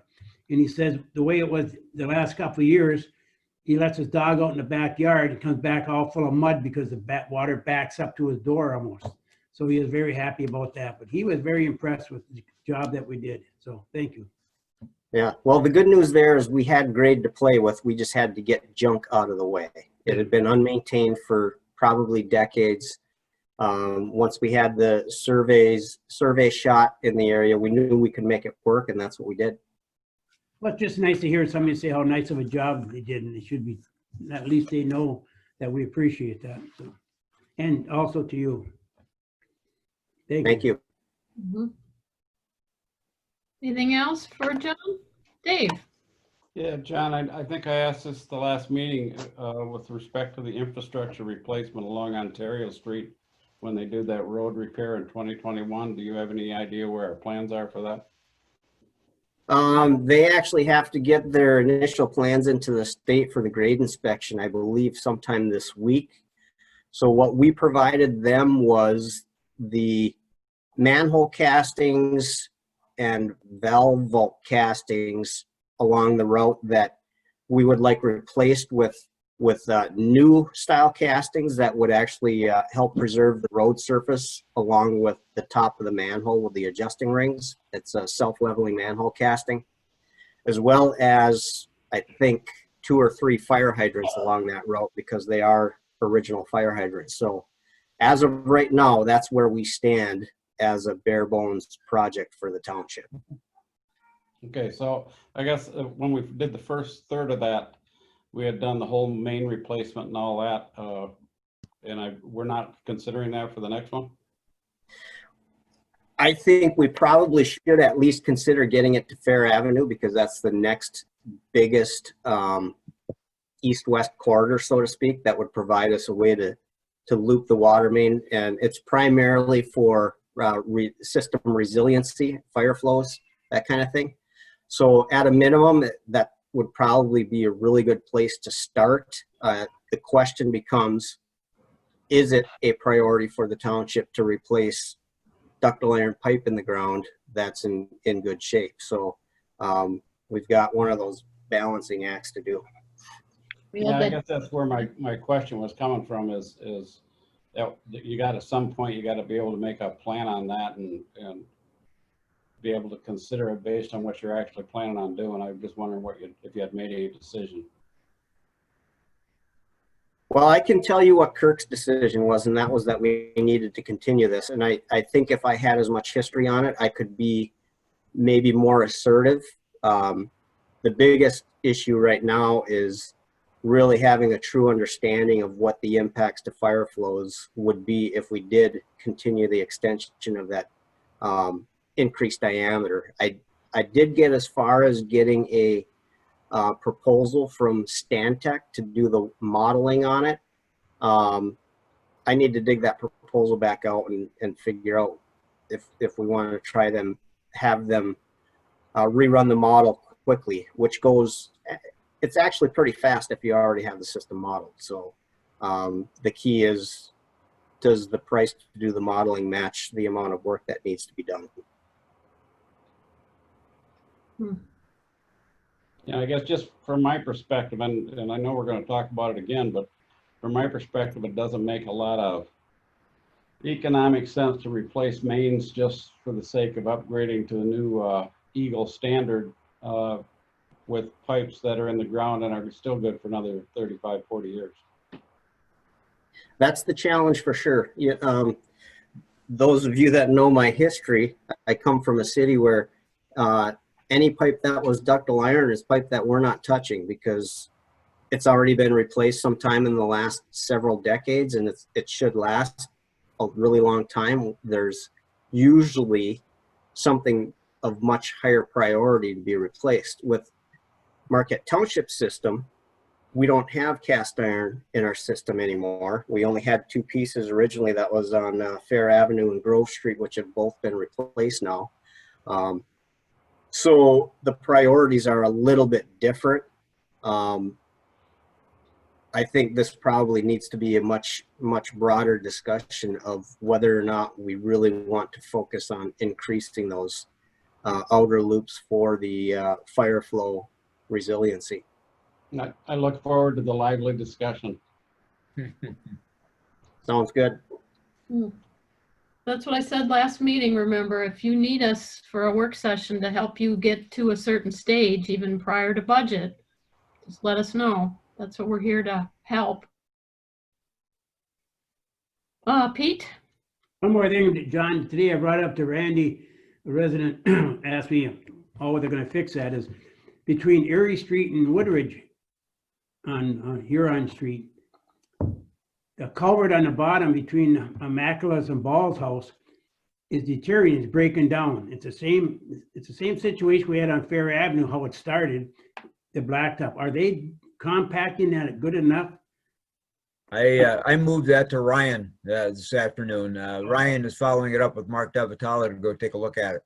All right, but it happens there, and it happens end of I think it's Montgomery Street. You can just see how the blacktop just falls apart. Are they compacting enough, or are they doing enough around that so they stops that? So that was my question. I just wanted to let them know. Yeah, it's breaking down right around the edge. Yeah. So we're going to have Mark Davatala go out there, take a look at it, check the design, and see where it works, where it goes. Yeah, that was part of the 2017 project, I believe. Well, yep, part of the 17 project. But it should last longer than that if we do it right. Oh, yeah. Hey, we don't know if heavy equipment went over it or whatever. Yeah, but they'll take a look at it and see what it's going to take to fix it. All right, thank you. I'll relay the message. Anything else for John? Okay, let's move on. Thanks, appreciate it, John. Miss Delsey, are you still on? You can still here. give us some more fun news. Yeah, I forwarded on to Lynn and to Randy Gerard the updated decisions or frequently asked questions about the executive order extending the authority of the July border review and what can be done and what can be heard. It's pretty much what I had said earlier this month. If people didn't feel safe to come to the March border review for COVID reasons, they had the opportunity to hear, the board has the opportunity to hear any of their evaluation or any issues they may have. It is not open for anybody that went through March border review. So in order for our members to be prepared, I am going to have copies of all the petitions, whether they were approved or denied at the March. At least then they'll know whether or not they've been heard once already So that way they don't have to act on something that's already been decided.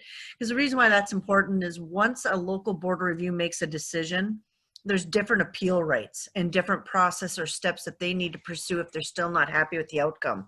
So when the local board of review denies it, it would go then to either the small claims or full tribunal.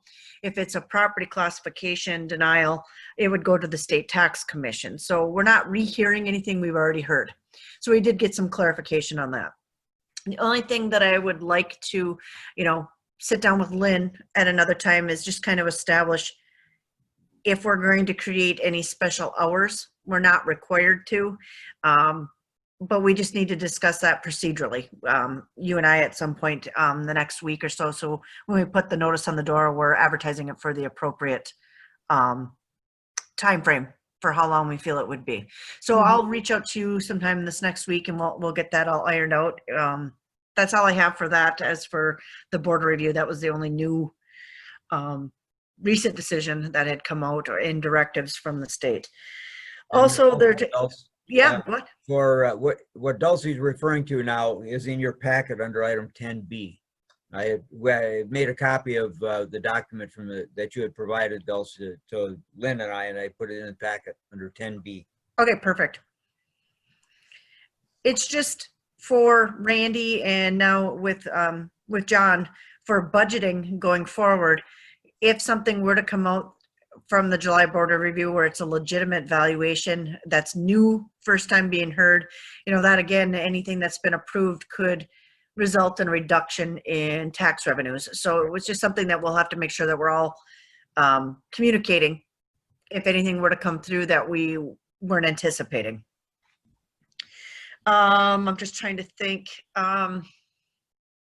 Otherwise, just I've been responding to everybody remotely, trying to return phone calls timely as if we were still in the office. So I'm finding that the public is getting really used to working with us remotely. I'm participating in a lot more conference calls or Zoom meetings and utilizing email. And I'm surprised at how quickly the public has adapted. Yeah, really have. And that's been, it's been good.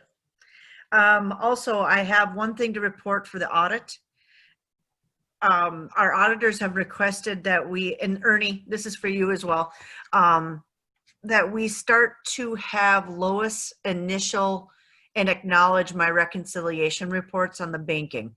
So not, because I typically don't sign them. So they wanted to still make sure, even though we're using general ledger that has her input and then my reconciling bank statements, they still would like to see signatures and initials on the actual printed reconciliation. So I said, of course, we will definitely institute that procedure. So if that were to come up in your audit comments, I just wanted to let you know that's what they're referring to. They just would like to see actual signatures or initials on the printed reconciliations when they come out.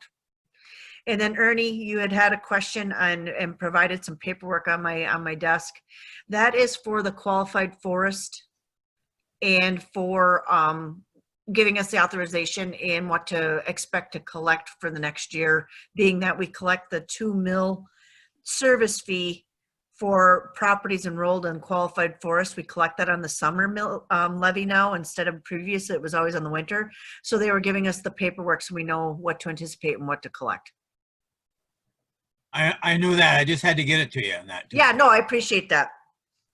And I'm following up. We had one of our bank accounts at the Huntington branch where we as a board when the interest rates on CDs and investments had kind of lowballed, we had reached out to a lot of the banks in the area and we had created a savings account or a checking account where we were keeping the FDIC minimums there. Well, we haven't used that account for 3 years. So they were trying to move it as a dormant account. So I called them and started them on the paperwork saying, no, it's not dormant. It's still ours.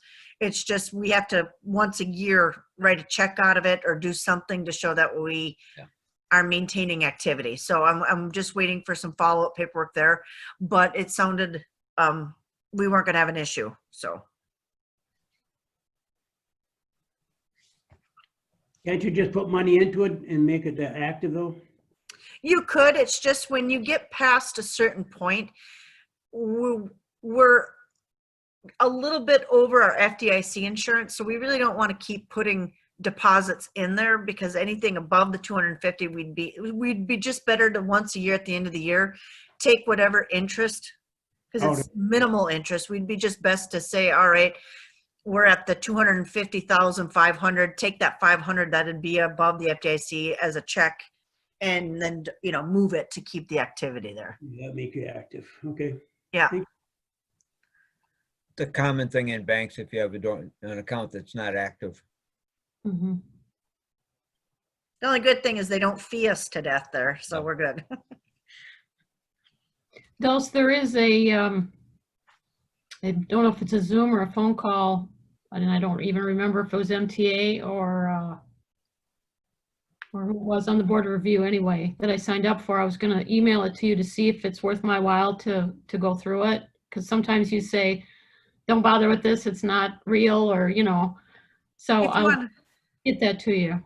Yeah, if you wouldn't mind, that would be great. And I'd still like to sit down with you and finalize some of the language we need for the insert too. So Yes, I told them that we would have a better understanding as to what direction the board was wanting us to go after this meeting. So maybe tomorrow I'll reach out to you and we'll figure things out, and you can shoot me what you're thinking, and we'll get something put together. So sounds good. I did get another blurb from the census lady too. She's monitoring what we're doing, so we're gonna have to do something. That's why I suggested maybe half of that one page to put something in there. yeah, we would be able to make it. It should all fit in there just fine. It should work. Okay, so 2 sides. Yep. All right. Any questions for Dulce? Okay, great. That was a great update. Thank you. You're welcome. All right, Mr. Attorney, you're next, Roger. Well, I'll try to keep this one moving along. This month, not a lot of new things, a lot of the same old things. Spent some time on fine tuning a manager contract for various candidates. An issue came up regarding interpretation of a 2003 contract with We Energies for their ash deposit and the fly ash fee that they pay us a couple times a year.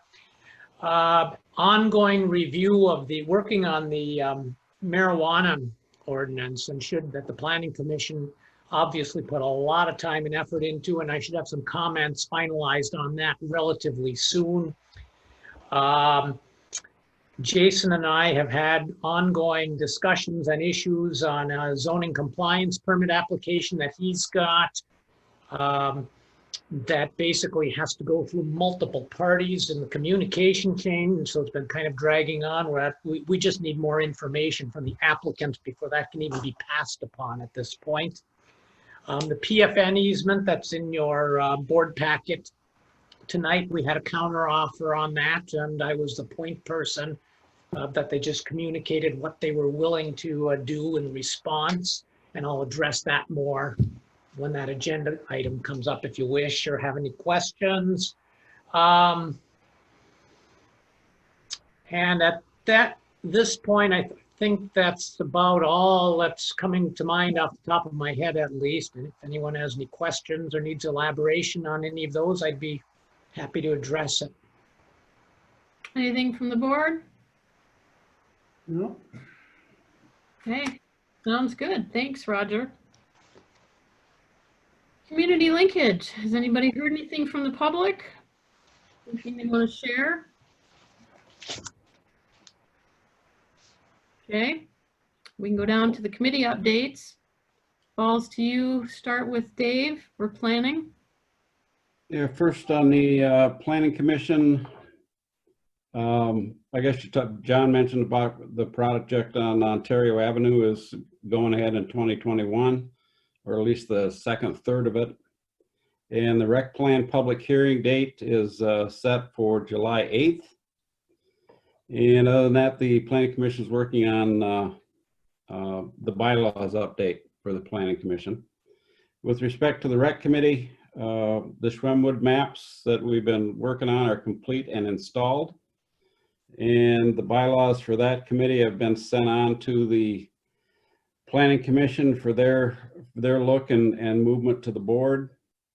And then just a note on what's going on with Pete's Pass. That asphalt is moving ahead apparently, and they're going to do it all the way. Iron Ore Heritage Trail is going to continue with asphalt all the way up to the Northwood subdivision. And then where that tunnel comes underneath US 41 at Pete's Pass, that's going to get finished all the way up to the Iron Ore Heritage Trail. So that'll all be asphalted. And other than that, the road committee, not a lot to report there. We're just, they've started the rehab from Farner. They don't have an end date yet. And we don't actually have a date on when they're going to start the asphalt patch. They're still doing the crack seal. But that's it without any more questions. Okay. Anything for him? Any questions? Okay. Pete, I guess we're kind of canceling out our events. We're hoping that we'll have Christmas and Santa will come, but right, you kind of canceled all the events. They're all canceled. The one that we're looking at next will be Christmas and the tree lighting. As it stands right now, we haven't decided on that as an events committee, but I think if we go on like we are now, I think we could do the tree lighting and possibly have Santa ride by at the back of it. I was visualizing this the other night, in the back of a fire truck, and then have bags of candy that the kids could have without the contact. Something like that will work, you know. But we'll just have to wait till a little later and see what the governor says and what happens. So, but hopefully by winter we won't be doing this. Yes, exactly. I'm just hoping that we'll find a way to do that, because that's very important to everybody. So. Mm-hmm. Yeah. Okay, Dave? Yeah, maybe the manager will have a little free time on his hands then, and he could do a flyby with Santa in his airplane to get a little Trailing behind, little banner. Yeah. I heard today, even though we've canceled the car show, I heard today that some folks have realized that the governor's last executive order had a provision in it that said that it did not prohibit impromptu gatherings. So we may still have some people have an impromptu car show at the mall. So I know they're hungry for it because all of them have been canceled. Even the Buzz the Gut in Ishpeming has now been canceled. So I don't know. You know, folks might just congregate at the parking lot at the mall just to congregate. They're hard up for a meeting. Mm-hmm. They want to get the cars out. The weather's nice. So yeah, you know, plan all year to do that. yeah. We got 59 cases in Marquette Township, or Marquette County, so we're not doing too bad. So No. but we just have to practice, you know, mask and keep your distance if we can, and we'll get through this. Okay. Next on the agenda is just draft committee reports from the Iron Ore Heritage Recreation Authority, their meeting agenda from May 27th, February 26th minutes, and their general ledger and some bills payable to catch them up to May. Next up under policy is consider 2021 Traffic Alternatives Program, the TAP grant application for US 41 non-motorized pathway. And we're looking for support request. Well, I'm not sure how confident I am in this, but as a planner, you have to ask the question, right? You have to bring proposals to the board and let you guys thumbs them up or thumbs them down. Where we're at with this is, you know, we've been working on making improvements to the corridor for a number of years. Earlier in the meeting, I was calculating some of the funding that we've received for the extension of pathways in our community without any match whatsoever. And that includes a $700,000 Safe Routes to School grant and a $2.5 million TAP grant, for which the township didn't pay, taxpayers didn't pay, I should say, any general funds for those projects. I don't know if Randy Cook Rattari is able to share the screen with the proposed segment, But essentially, MDOT has offered to co-sponsor a federal traffic alternative program grant application with the township in stereo with the 2021 highway project to extend the 10-foot pathway, which currently terminates at Wright Street, to come across Wright Street on the north side of the highway, easterly 1,500 feet to Commerce Drive. Jason, if you want to share your screen, you can do that. Will do. Thank you. So we're looking at this segment here between Segment in red. Wright Street and Commerce. And the green segments, which Planner Dietrichson put together this map for me, show existing pathway. I'm going to scroll up to the previous page here in your packet. So the red segments are undeveloped pathways which we would need to connect. But the green sections are, here's your Safe Routes to School project from 2015, $700,000, no match. Warner was previously completed, a number of years ago. And that, Warner really started this, having that east to west connection across the bottom or the southerly portion of section 16 or Trowbridge Park. And in stereo with that, you have the Ontario project, which is working from south to north. And in 2021, there'll be another segment which is reconstructed, storm sewer included, and the pathway on the east side. I think I can speak to the Recreation Committee and the Road Committee and the Planning Commission with regard to how hard the township has worked to improve our non-motorized access in the community. So I understand that there's some uncertainties with regard to the budget and with regard to revenue sharing and things like that. But for $40,000, we were able to get another 1,500 feet in what I would consider a very important segment of pathway across a very busy highway. It would be separated, and it would be a pathway that connects essentially, like I said, from Wright Street to Commerce. So a few things philosophically also. A lot of the major big box retailers are on the west of Commerce Drive, right? And we have done a lot of work with non-motorized transportation in that area without any of their support, really. We did have some businesses, organizations, and individuals that participated in the $200,000 match that was garnered for the TAP grant, the $2.5 million TAP grant, so I don't want to discount that. But what I'm saying is that, if you talk to the Business Association or members of the DDA, they really want to see some love on the eastern portion of our 2.7 miles of highway frontage. And my thought on this is that if the township can commit to $40,000 out of all of the improvements that have been made in the community with regard to non-motorized transportation, I think that we could get a lot of buy-in on a future larger project on the east side of Commerce, working down towards our eastern border, that would incorporate a lot of the improvements that the DDA and the Township Business Association want to make.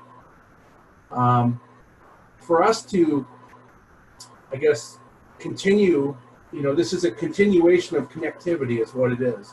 And a lot of times, you start building these trails and, in some communities, they go 5, 10, 15 years without having any additional segments tied into it. Where in Marquette Township, we've done an excellent job, in my view, of locating these nodes, locating the gaps in our non-motorized network, and being able to connect them.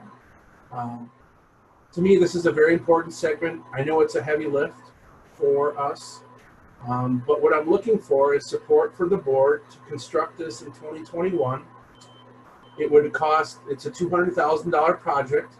MDOT is willing to provide a sponsorship to the grant, which obviously is very advantageous. B, they're willing to provide up to 10% matching funds towards the grant with regard to design and engineering. And if this moves forward, we'd be able to do it essentially in the same year, in the same project that's happening in 2021. I will also be working next week to meet with business owners on the east side, east of Commerce Drive, to talk about driveway entrances, deceleration lanes, and the possibility of consolidating driveways. So I'm going to start that process as well. Now that doesn't, I mean, it ties into the 2021 project for sure, but it's not something that's absolutely necessary at this time with regard to the grant opportunity. My view would be, you have these opportunities that come up, and sometimes you can execute on them and sometimes you can't. And I felt it was very important. One of the reasons is because this grant is due by June 24th. So if the township supports this, then I have to work with MDOT, submit a grant application by the 24th. We would likely know about it in August of this year, whether we're successful or not. I think it's very competitive. We're demonstrating that we're serious about non-motorized transportation, that we're serious about adding to our network, and we have a plan in place, and we're executing on that plan on a phased approach. And I would suspect, again, that if we're successful in completing this segment, we can really focus in on a larger project on the east end that would tie in a lot of these improvements that the DDA and the Township Business Association want to make. And it would be very sequestered to a fairly small segment, less than half of the linear frontage that we have across the township. We've done a great job, like I said, of getting grants to take care of the west end. Maybe we can get some buy-in from some of those smaller businesses on the east end eventually to continue this project or continue that pathway. And I'd be happy to answer any questions, but that's the nuts and bolts of it. It's nothing fancy, nothing complicated. That's the cost of extending that pathway, and looking for the board to come up with some funds to help this along. Okay, John? We've made a real investment of time, money, and everything to install what we've got.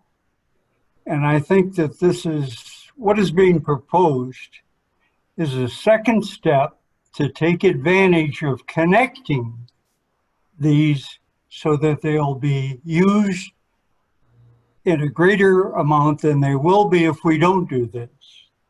So I look at it as being someone who thinks that connecting it is very serious, and we should look at it, even though times are tough, money's tight. It's really, in my mind, the thing to do. So I support the request from our administration to go ahead with this and accept the grant requirement. Okay, Dave? Yeah, I would agree with John on this. I realize the timing is not the greatest. The notice from the state that they were ready to move forward on this kind of came at the last minute. So everybody's kind of scrambling, and between the Planning Commission and the Rec Committee, they've done, on past grants, they've done an amazing job on getting support from the residents. I don't think we should discount that. I think we should move ahead with this. We've had good support in the past, and I think we should move ahead with it again. Pete? Sometimes when times are tough, a lot of the good things happen. We got the west end. Maybe some of the businesses on the west end will help support this, because we like to take care of the business on the east side. So we can make it, people can go up and down the highway safely. So I think it's a good project, and I think we should really look at it and give Jason a go to see what he can find out and do. Thank you. Jason, my question was whether or not we can get some donations for this. What if we either went to the businesses, the DDA's got a little bit of money left, even if they put in $1,000. What the dark stores? 500. The businesses themselves, the township puts in a little bit, rather than us trying to garner the whole 40. Or would we be allowed to do that? Is it totally up to us, or is that a no-no? Well, I'm certainly willing to go to bat with businesses for that. However, I have 8 days to get that grant written and submitted with MDOT. And we did talk about that at the Planning Commission level, and I'm certainly, again, willing to, broach those businesses for that. But at some point, the township has to put some skin in the game to show and demonstrate that, we're not just relying on donations and other items. We have to put some infrastructure in ourselves. And this is it's a short segment. It's not a long segment, but it's an important one. And again, I think if we're able to demonstrate that we can continue this plan that we're working on, and it also ties into the SBEI grant and the Mach 2 program that we're currently working on. These images, conceptual renderings, provide huge advantage in telling your story when applying for grants. And so in my view, it's very important. I know Ernie's going to ask, where's the money coming from? That's not my bag. My bag is to bring you deals and to, get a thumb up or thumb down as a staff person working in our community. It's my view that this is a very important segment, and we should try to do what we can. I know Randy's not really happy about it either. But it is what it is. These opportunities don't come up very often, and we're demonstrating, most importantly, that we have a great working relationship with MDOT, and they're seeing what our plans are, and they're working with us to accommodate them. And I can't stress that enough, especially in a situation where you're applying for federal funds. Again, I think we have an opportunity to do a really great project on the east of Commerce, whether that be a levy by the DDA or being supported by the Township Business Association. It's nice to work together and realize goals and to have projects happen, even in a phased approach. But it is what it is, and this is what I'm asking you for. So you have to submit the grant by the 26th. When would we have to have the money? 24th. All we need is a commitment. It wouldn't, actually, it might not even, much like the TAP grant for the tunnel, we wouldn't likely get billed until after the 1st of this year, because there's going to be some design work and things that trickle down until construction. But, it's kind of a piecemeal deal where you get billed every month or so on progress with the project. So this isn't like a deposit type thing. This is just $40,000 of covering the expenses for the project. Correct. What I need prior to the 24th, and likely before that, is a resolution accepting responsibility for 20% of the $200,000 or $40,000, and a commitment to maintain that segment as we have with the other non-motorized segments. Okay. Ernie, you were next. Okay. I think the project is good, but I'm sitting back here looking at dollars and that. And Randy's telling us he's got to look ahead at $35,000, $40,000 cut on the budget this year. So the question I have is that if we move forward on this, where's that $40,000 coming from to even make the commitment? Because we make the commitment, we're going to have to come up with the dollars. Now, the other comment I have is the future costs. What kind of future costs are we going to be looking at in the future? Because that's all going to come out of the general fund and that, unless we come up with some other way of doing it. And right now, there's no dollar sitting out there that we can actually just grab and commit it to that. If we as a board go through with this, we're committing $40,000 from, I don't know from where. That's the question I have, and that problem I have at this point in time. That's enough. I got a question for Ernie. Ernie, you sit on the business association. What's the stomach for businesses donating in these tough times? I have not heard anything positive in that. That has never come up. They're having a hard enough time getting the businesses to join at $75 a year and that. So who knows? You have to really commit as to what is going to benefit them. If it's not going to benefit them directly, I have a problem that they may not want to support it in that too. So, and you have to look at the. That's part of the reason why I'm asking that the board come up with this segment, because you know, a lot of the larger retailers are not going to participate in the business association or in any planning endeavors whatsoever.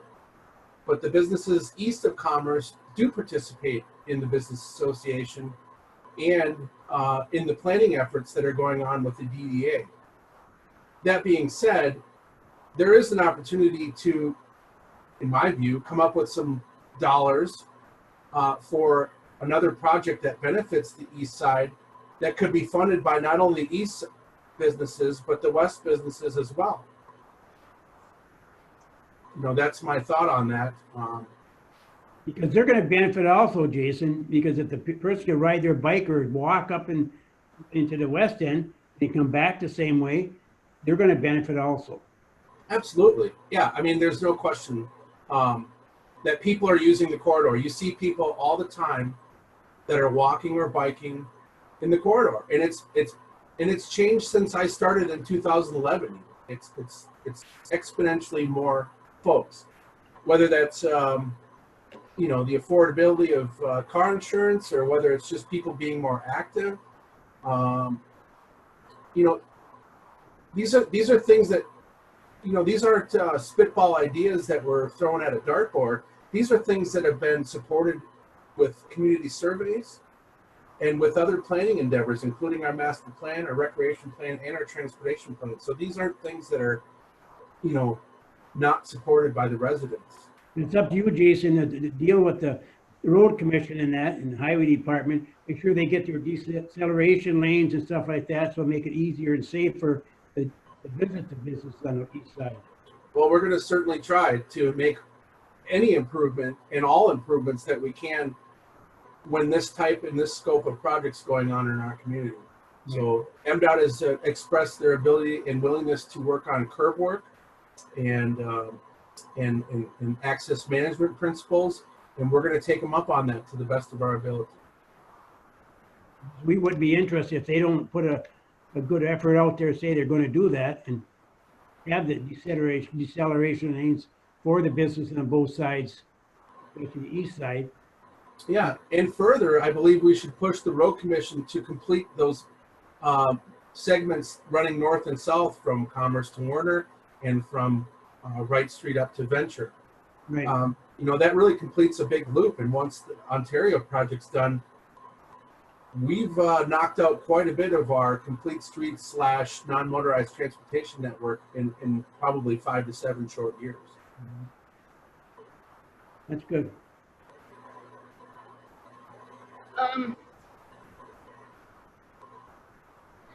John, when you started talking about this, was that a motion? You just kind of said you were supporting it. I want to see where we are, first of all. If you want a motion, I can make it. I wanted to give people a chance to say their piece. Yeah, that's fine. All right, so your motion would be to accept. Dave's got his hand up. Okay, well, just a second. I'm talking to John. I don't want to put words in your mouth, but you just kind of said you were supporting it, so I want to make sure if what you want to do. You want to know if I want to make the motion? I'll make the motion. I make the motion to support the written resolution that was requested to apply for the grant. Okay.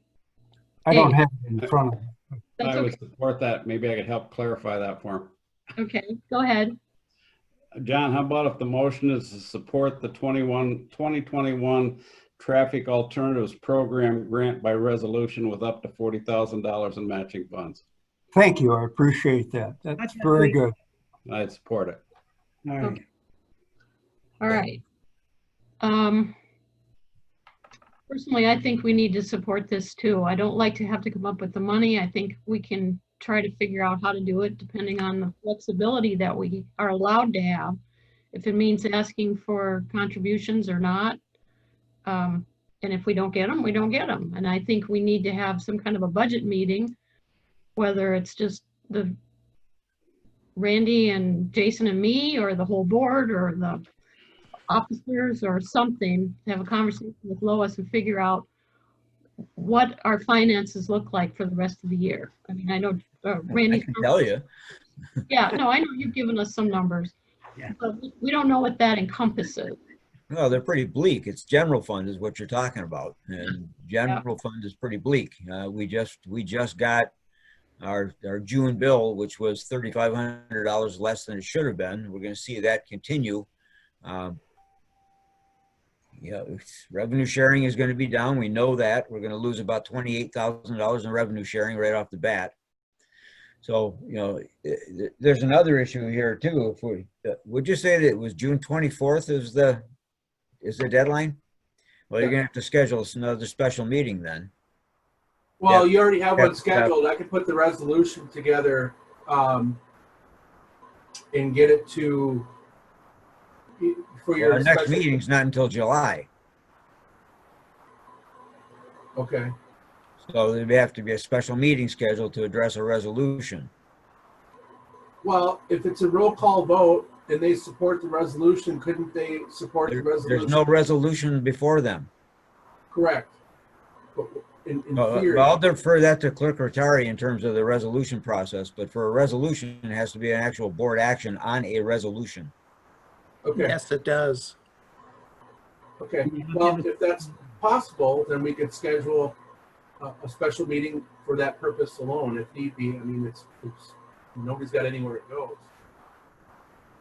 I just don't know where you're going to come up with $40,000 this year. Well, and that's why I asked when we had to have it. It looks like it's next year.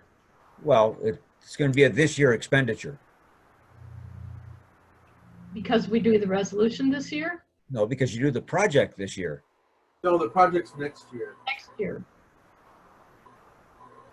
Well, again, it's going to be a crapshoot. You make the commitment, you have to come up with the 40,000. Mm-hmm. Believe me, guys, I wouldn't swat the nest unless I thought it was an important project, knowing the current situation and the sensitivity to the current situation. But I just think this is a tremendous opportunity. We've done so much in our community without any general fund money, and I know it might be a heavy lift, like I said, but I think this is a very important segment for us, and it demonstrates our willingness to continue, along this path, if you will. I think that's the point you're trying to stress the most, Jason, is the relationship we already have with the powers that be, and how important that is to keep the continuity. And like you said, we hadn't contributed very much, or if anything, to the last couple projects. And if the state, whoever that is, MDOT or whoever it is that's involved with us, doesn't feel like we have any skin in the game, that can ruin our chances for getting any kind of support later. I get that part, and I think that's why I feel this is important enough to look into. I think we need to support that, not just from the money standpoint, but the project standpoint and what it'll help us with in the future. And, yeah, that's a lot of money. That's why I asked if we could get some kind of contributions. If I gave you $100 today, is that all right? Can we do that? Can we solicit it from businesses? If it's our responsibility as a township to provide this money, that doesn't preclude us from going out and asking, are you willing to help contribute to this? If people say no, then it's no. So you need $39,900. Somebody had their hand up. Dan? Yeah, I'd just like to, I've been sitting here listening to this, and I agree it's an important decision to make. However, I personally can't vote for it knowing the certain conditions that we are in the township. We keep going to the cookie jar and going to the cookie jar and taking out cookies, and the cookies are all gone. And we got, at some point in time, we have to say we just can't do it. And that's how I feel about it right now. And with that being said, I can't support it right now. I would like to see, I know there's no time. I mean, I wish we had more time, but this, I mean, giving us 5 or 6 days to vote on this is ludicrous. I mean, it's $40,000. We don't have it. My biggest concern is the unknown that we have right now with our now 3 tax tribunal cases. That comes directly out of the general fund balance, which is now sitting at about $400,000. 3 years for Odovero will take that. Big chunk of it. We know we're going to lose before the tribunal. I mean, that's a given. Nobody has been successful. We will not be. There will be some kind of a loss to the tribunals. Well, Roger, what was the last proposal? Less than 50% value? Correct. That was as recently as yesterday. Yeah. So, you know, that's a huge hit on a reimbursement for 3 years. I don't know where it's not going to be my problem. You should be talking to John about this, but it's going to be a huge issue in 2021. We're already looking at $44,000 less revenue sharing next year. Our expenses are going up, not down. Revenue is going down. Now, I understand what Jason's saying, and I understand what, you know, talking about the DDA and talking about the Business Association. I don't think you're going to get any support from them for more money.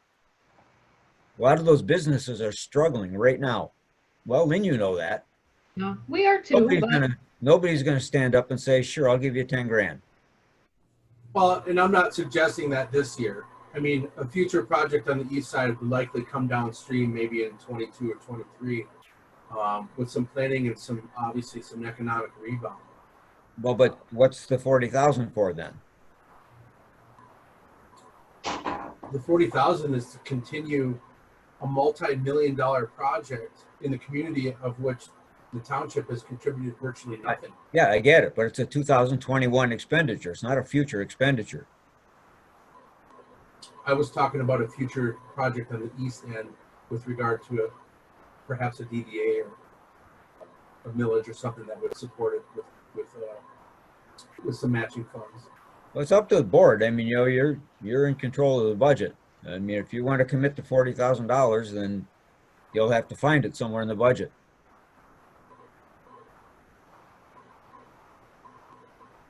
I don't think any of us know that level of detail to be able to say, yes, we have it. Not that it has any. I mean, you're the budget manager. So, I mean, if you're telling me that there's not there, we have a multi-million-dollar budget a year and we can't find $40,000 for a pathway, I think that we probably need to go back to the drawing board on a lot of things. Well, I'm telling you that you've got a $400,000 fund balance in the general fund, and you got 3 pending tax tribunal cases that are going to tap that fund. So I can't tell you you're going to have $40,000. The board has taken a position that we have to have 3 months of reserve funds in the general fund in case we get shortfalls. That is not going to be there. So we don't have anything in contingencies for rainy day projects or investments? No, we don't. We don't. The last 7 years of tax tribunal cases have tapped all of our resources. This year, I have to take another $28,000 to $35,000 out of this year's budget over the next 6 months. Because of reductions in revenue sharing this year and in reductions in tax revenue this year beyond what was budgeted earlier in last year. So we're not going to be able to cover those expenses. Well, while I'm confident that we could whittle that number down, I'm not willing to put my head on the block like I did with the tunnel, knowing that all the support was there and that we could get the funding that we need. You know, I'm not implying or saying it's not important. What I'm saying is that you're running out of money. And you have core services that you have to provide. Well, then it can be shelved for another time if that's the case. But, I just thought there would be some cost savings involved because of the, the co-location and mobility of the construction outfits. If it was to move forward in 2 years from now, it might be double that. Maybe not, but again, my job is to bring you projects and I get it. Opportunities, and I felt like this was a good opportunity to at least consider. Ernie? It's $40,000 here for a grant application. It's $20,000 for this. We have been very good. We have been saying yes. We constantly have been supporting Jason, but I think the cookie jar is empty, and we just have to tighten our belts up a little bit and hope for a better future. Well, I appreciate your comment, Trustee Everson. It's not about supporting me. It's about, the process and the planning process. So it has nothing to do with me or my desires. We're just trying to push projects forward. I hear you, but earlier in this meeting, you heard Dulcie telling you, we don't know what's going to happen with the expanded appraisals, the appeals that the governor's done. We don't know that. She says it's going to potentially have an impact on the budget even beyond for this year. So we just don't know what the next 6 months is going to look like cash-wise and service-wise. Ernie? We were very closely budgeted for 2020 to begin with. It was very tight. Yeah, that's true. Go ahead, Ernie. I'm going to say, let's call for the vote because we're going to be discussing this all night long. So Okay. let's call for the vote. That's fine. Ask Mike Springer something, Lynn. Yep. Could I ask Mike Springer something? Mike, do you think the Iron Ore Heritage Trail would support something like this? That would be a question you have to ask them. Most likely not, because it's not right on the trail. Right. It's not a trail connector necessarily. But if they want to go to a restaurant or stay over or something like that, they'd have to use that though. No. Just, I don't think you're leaving yourself enough time to check on resources to see who might be willing to participate in this. Yeah. You have to make the commitment to file the application, then you're on the hook for it. Yeah. Yeah, welcome to the world of grant writing. Mm-hmm. You're presented with these things.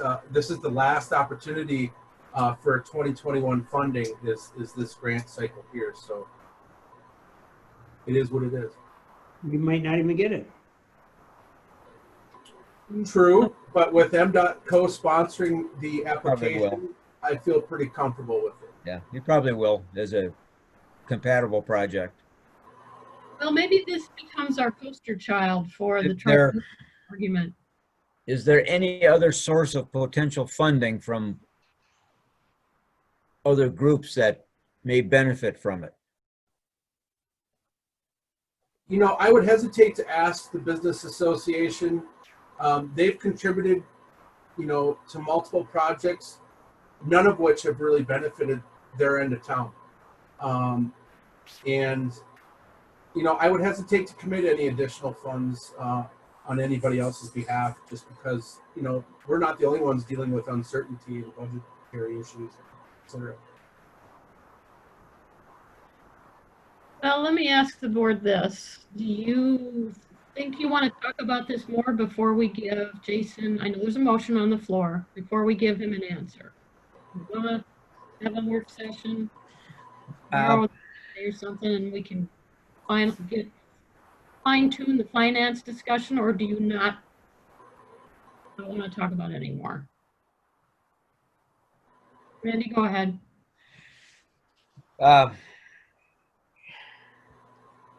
John mentioned it earlier when he was talking.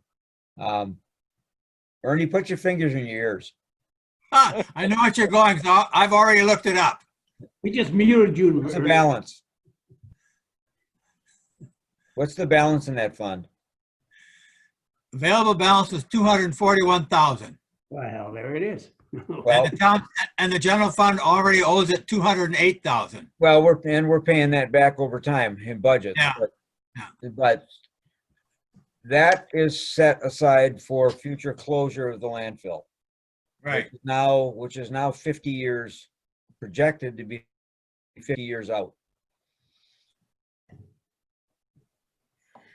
You want to talk about what the solid waste is doing with their part of it? That's a whole nother meeting. Well, and yeah, and that's where I was going with BLP and Solid Waste Authority and everything else. I got another meeting on that tomorrow. I mean, the time is really short for this, but tapping that fund for the 40,000 would be, it still leaves 160,000 in there going forward towards the closure of the landfill 50 years. 50 years from now. I mean, I don't know how you feel about that, as a board, but well, that's about the only solid resource that we have that's not already committed to something. We've already You'd have 200,000 left. Yeah, so it'd be 160,000 still in there.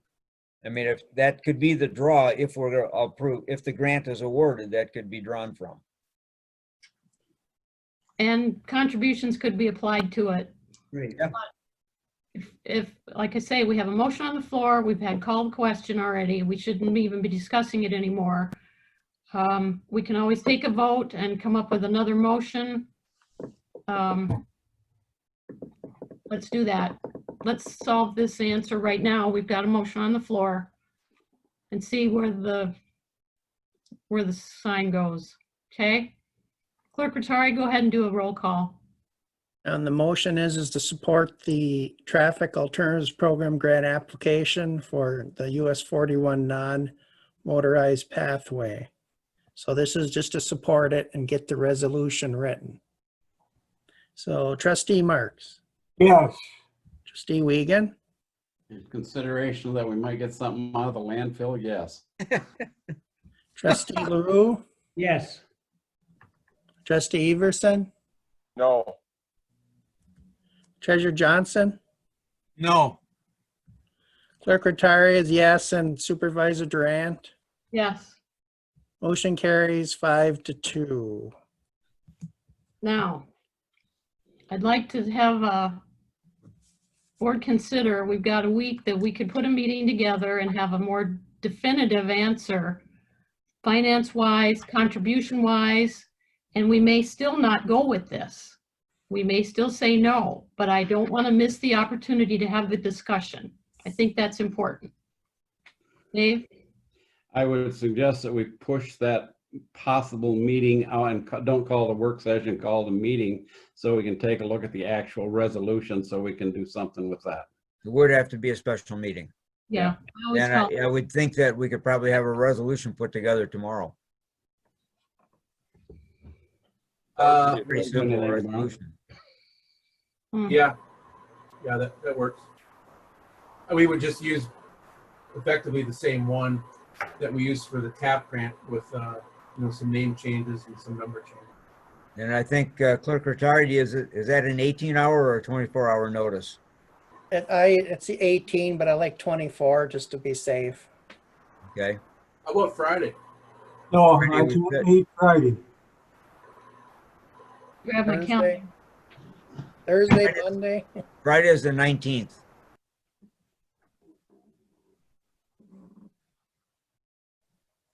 I cannot meet Friday. I cannot meet Friday either. How about Thursday? Thursday I can meet, Wednesday, yes. Monday. I can't meet Thursday afternoon. My Thursday morning's busy. Friday, I've got everything till solid waste at 4. I'm sorry, not Friday, Wednesday. Thursday afternoon, Lynn. Thursday afternoon, I've got tied up from 2 to 4.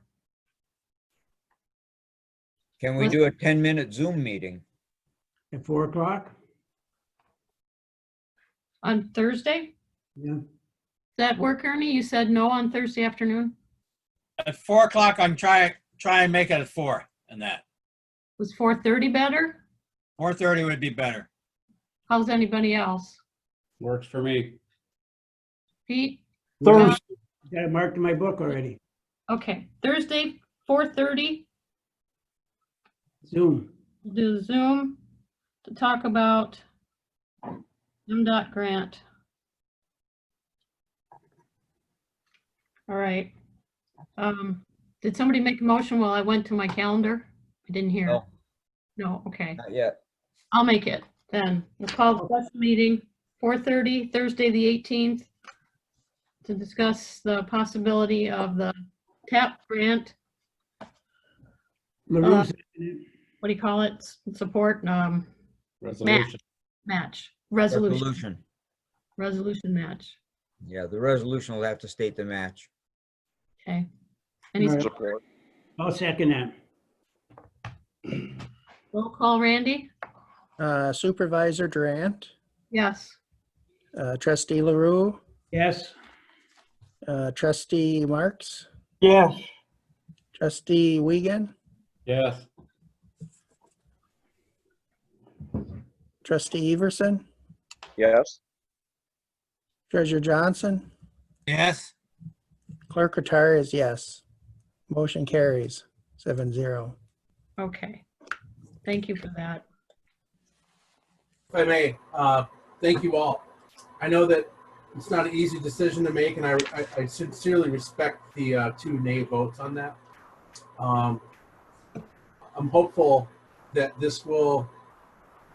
it'll bode well with the rest of the business community, knowing that the township is investing in itself as much as everybody else is investing in us. And I know that we've done a lot with our roads, self-taxed, very highly supported by our residents. So this is an extension of that. This is an extension of a transportation network in the community and giving people options to move about the community in various ways. So I appreciate that. And again, I wouldn't swat the nest unless I was pretty serious about it. So thank you so much. Okay. And just Ernie, for your information, the only reason I suggested that is that gives us some breathing room to try and see if there's another way to find the 40,000. Yeah. I was looking at that ahead of time too. I know. So was I. Dan? And Jason, it's not that the 2 of us were against it. I for myself, just speaking, it's just some money that I'm very nervous that we're going to be going into some very hard times, and we just at certain times we're going to have to say no. And I think it's a great purpose and for the east side, and I'd like to see it go. If we can come up, I like the idea of giving us a few more days here to try to come up with some other ideas and possibly some more money someplace, and we'll go from there. Well, if we end up getting any of that 3.8 billion that's coming to the state of Michigan, that they're taking little over 3 billion of it themselves, there may be some coming from that as well. It won't be much, but there may be some. Kind of like keeping up. It's kind of like keeping up with the Joneses, right? So the township continues to invest in their infrastructure, and it's going to make MDOT and it's going to make the County Road Commission want to keep up, hopefully. So we'll keep pressing them, and Mr. Springer and I will we'll do our best to come up with some creative funding opportunities for some of the businesses in the community that may want to contribute to such a cause. So thank you. Okay. Sounds good.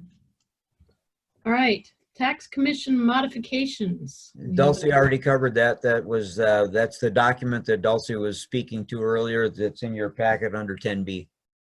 Okay. All right, the PFN counter proposal to easement agreement. I don't know if you want to start. Excuse me, Roger.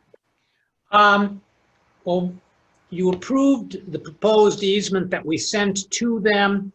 PFN has an agent who is negotiating this for them and came back, and they have actually accepted most of it, including the provision that the township can request them to move it if it interferes with any future sales or developments.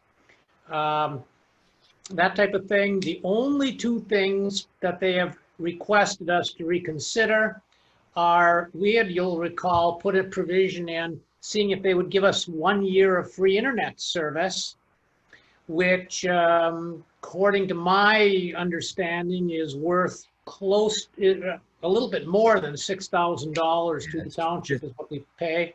Just a hair over 6,000, like $6,032. Okay. And they initially were somewhat intrigued by that, is how it was phrased to me, but they have some concerns about non-cash transactions from a reporting standpoint and so forth. So they are proposing to come back and offer $3,000, which according to their agent is something close to what the cost to them would be to give us the free internet service for a year. Now, clearly that's not the same thing to us, but that's what they're offering is a cash payment, a one-time cash payment of $3,000. And the other thing is depending on when we might tell them that they have to move this thing, if it's in January, for example, they've indicated that they've seen and have other provisions in other easements that are comparable, and that a 60-day requirement after the 30-day notice is more standard in their industry, and it gives them more time to respond and so forth. So they're requesting, instead of a total package of 60 days is what we had in it when we offered it to them, of extending that to 90 days total. So 30 days notice, and then 60 days after that to actually do the moving of it. And that's all they're asking to modify. They said the rest of it looked okay. Well, Okay. Any thoughts or? So that's a board decision on whether you want to make a counter proposal to that, or what you want to do. But I guess I was a little bit surprised that there weren't more things to be discussed and negotiated when they got back to us. Mm-hmm.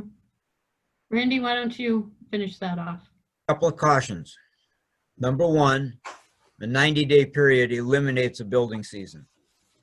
So if you wanted to be developing that piece of property and you had to wait 90 days for them to move the cable out, you may not be in a position to do any work on that project.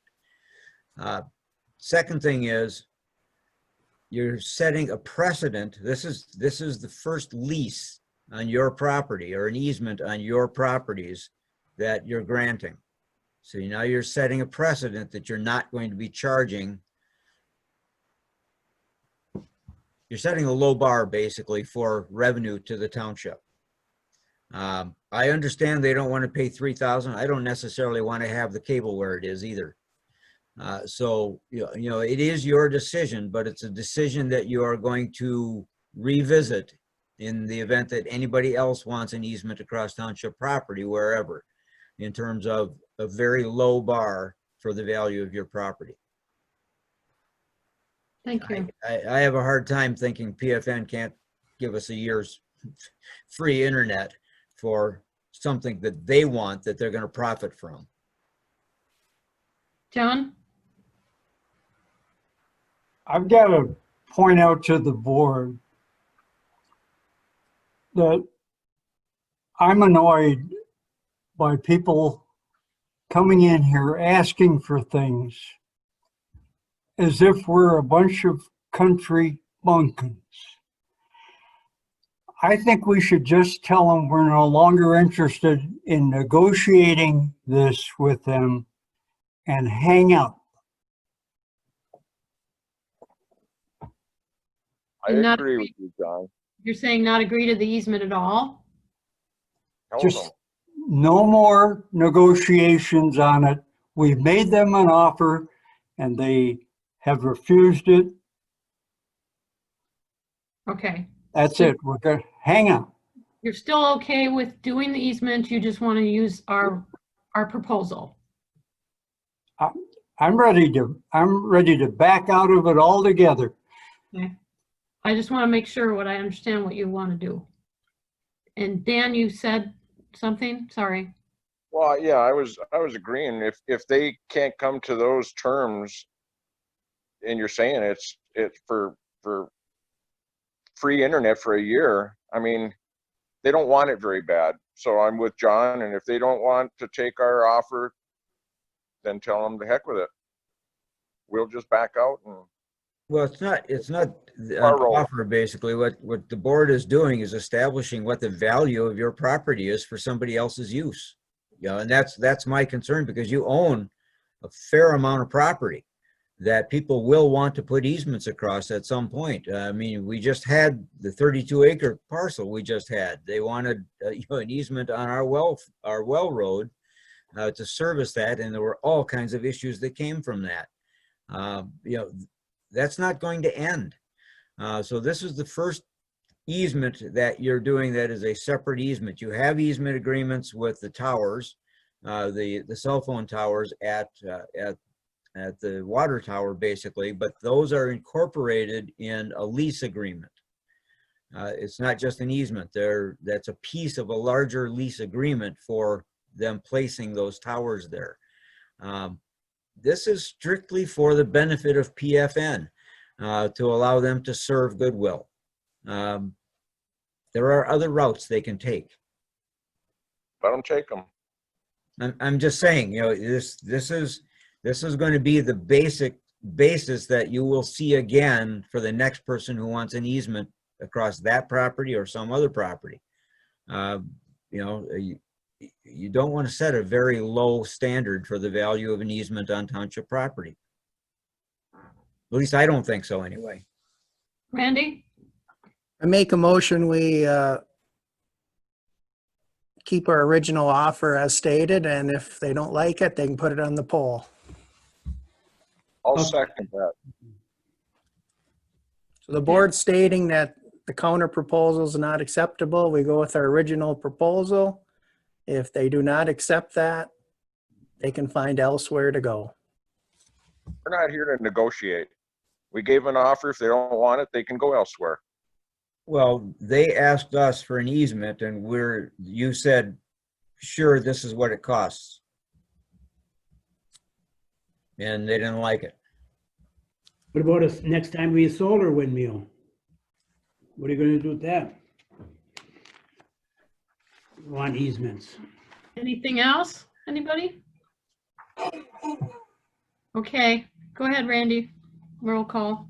Clerk, the motion is to keep with our original offer on the easement, and that's it. Clerk Rattari is yes. Trustee Everson? Yes? Trustee Wiegand? Yes. Trustee LaRue? Yes. Trustee Marks? Yes. Treasurer Johnson? Yes. And Supervisor Durant? Yes. Motion carries 7-0. So you have that, Roger? I have that. I will notify them tomorrow in writing, and I'll keep you apprised of what, if anything, we hear in response. Okay, very good.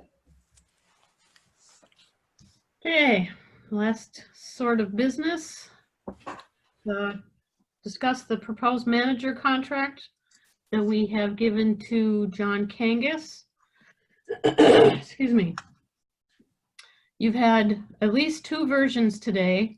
I sent you one last night that you probably got this morning, and then I did forward it to legal, and I sent those changes to John, and I CC'd Frank too, so he was still in the loop in all of this.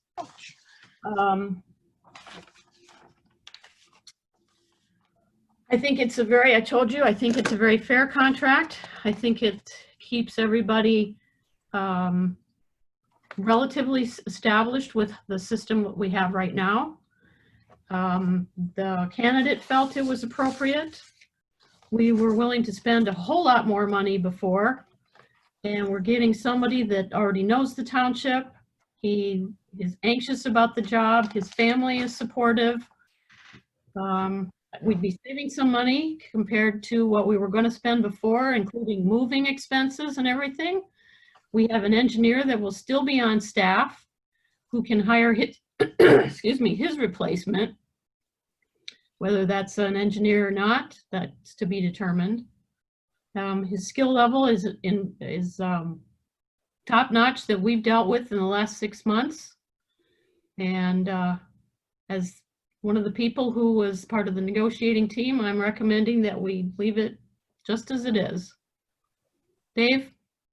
Yeah, of course, I'm gonna have something to say about it, but All right, we're here for.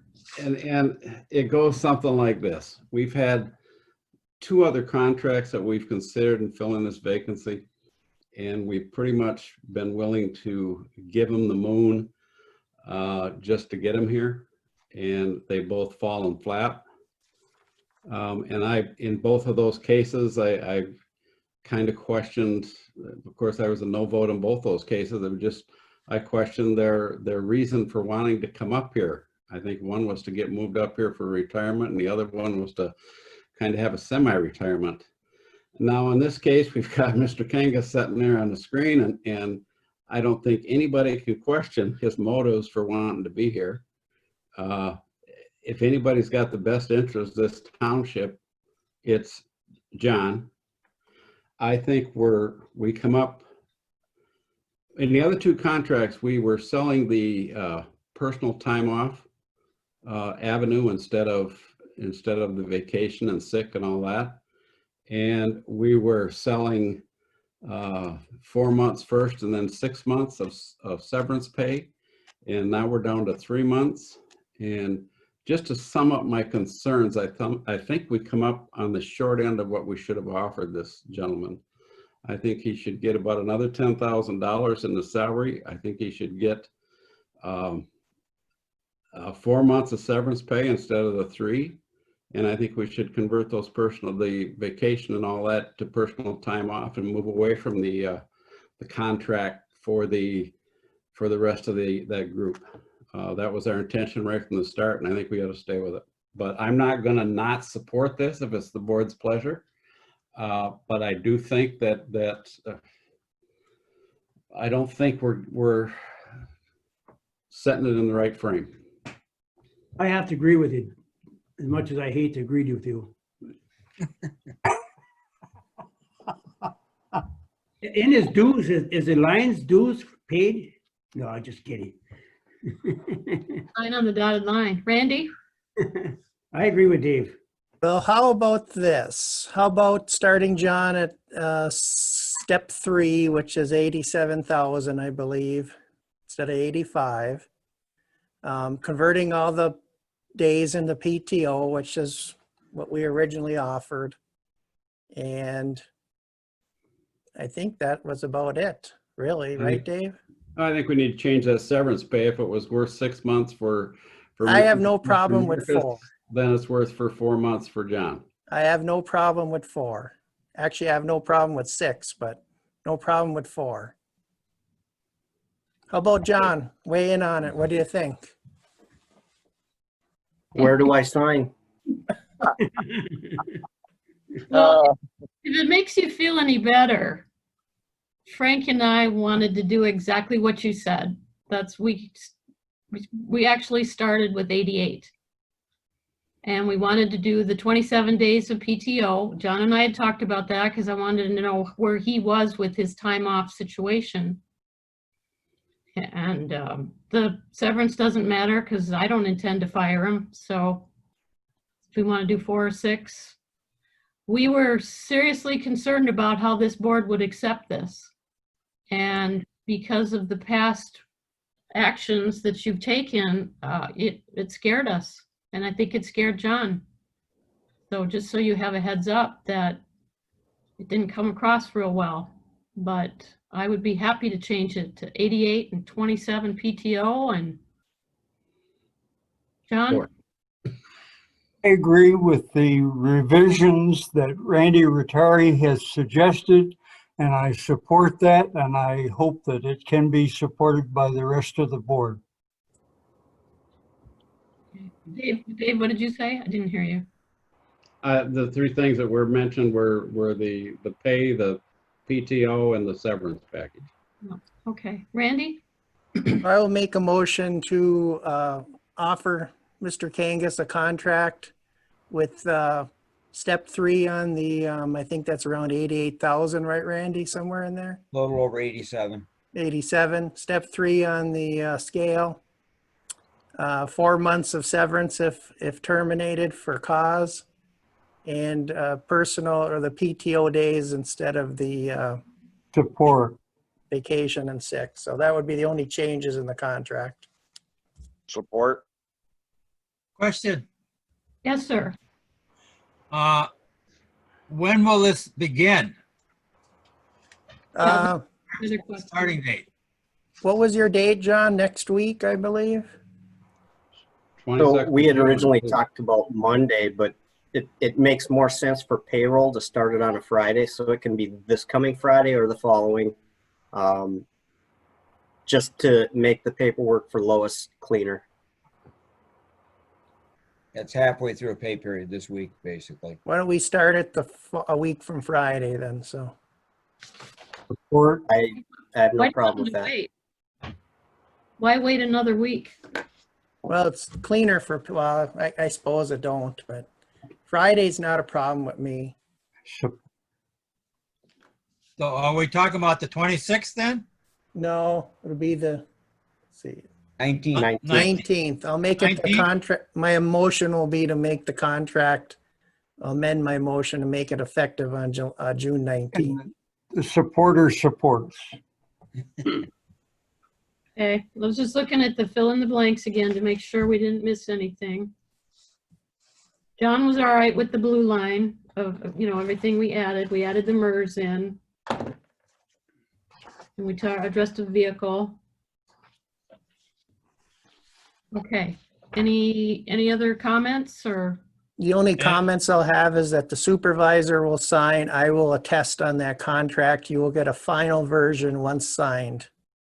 Yeah, we And can this have is- Roger do that because he's good with if we don't do blue lines. Is this for this is 5 years, right? 5 years. Lost my pencil. Okay. I'll say one thing, just congratulations, John.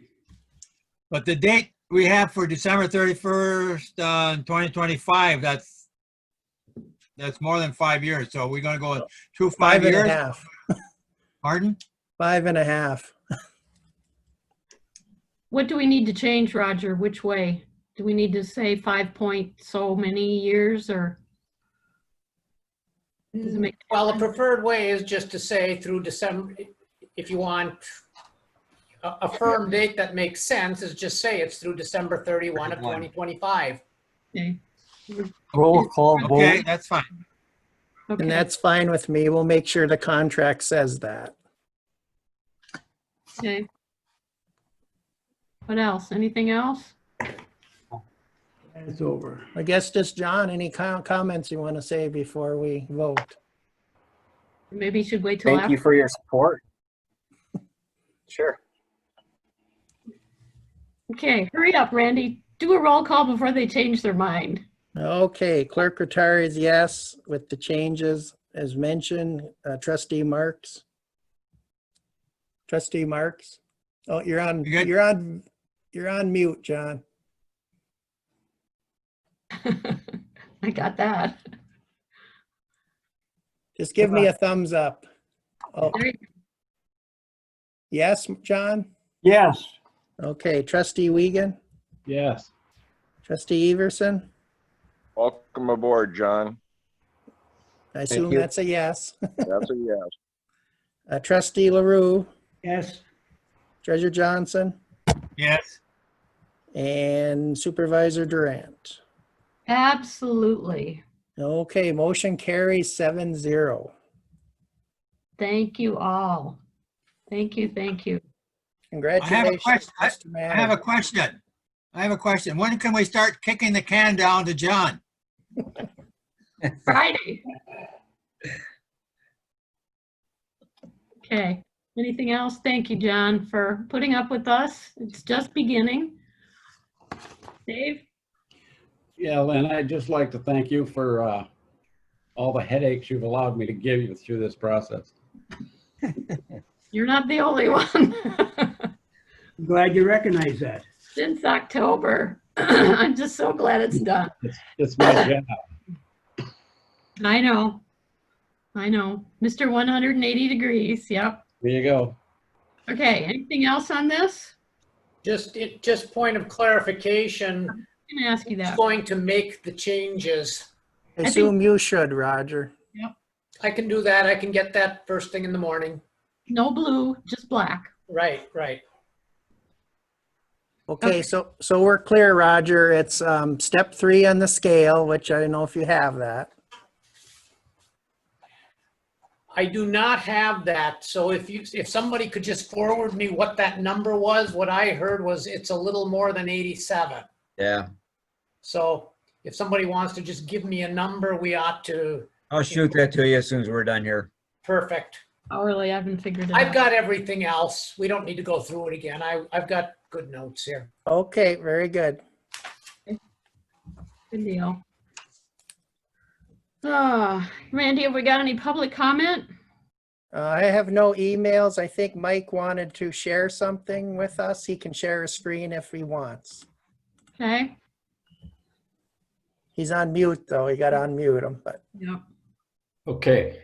First of all, I'd just like to thank the board for supporting your rec committee and your planning commission, because both of those have recommended this TAP grant and allowing Jason and I to try to figure out where we may get some funding for this. So thanks for giving us the time. I'm looking forward to the meeting next week. And on another note, this virtual reality stuff has been working really well for me. And I want to refer to Manager Gerard's comment in his report. It's the very last page of your packet at the very top. He says, pursuant to Executive Orders 2020-114 and 2020-115, we will continue to promote remote work to the fullest extent as possible.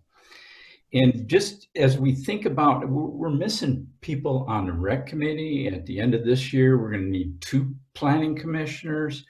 Some of these things, certainly for a guy like myself that has to drive in, risk hitting a deer, it just saves me time and money, and it is more comfortable. So I'm hoping that maybe, I know it's going to be up to the governor and the legislature, but hopefully they will extend the opportunity to be able to participate virtually and still participate with votes and making motions and those kinds of things that were at least, as I understand it, well, right now we can do that, but in the future, we may go back to the other way. So I'm just hoping that we can promote this, because I really think it gives people a better opportunity. It makes it easier for them to tune in. I know for myself, I've come to meetings and sat there through the whole meetings. This is a lot more comfortable, more enjoyable. And I've been participating in all the board meetings since you started this virtual, since we all started this virtual route. So that's it. Thanks for your support with the TAP grant, and I enjoy being part of this virtually. Thanks, Mike. Mr. Dan? Hey, Mike, Yes, sir. at least with a vehicle, you may have a better chance of getting a deer than with your rifle. Dan is talking about my success as a hunter, and I never thought he would bring that up. I couldn't resist, Mike. It's okay. It's all fun. Anything else, clerk, from emails or anything? No email. Okay. Any announcements anybody wants to make? Go ahead, Randy. Very quickly, from the elections office, will be open on the first Saturday of August before the election, 8 to 4, for any absentee ballots that come in or given out that day. We have about 500 to 600 applications right now, so it's going to be more of a mail-in election.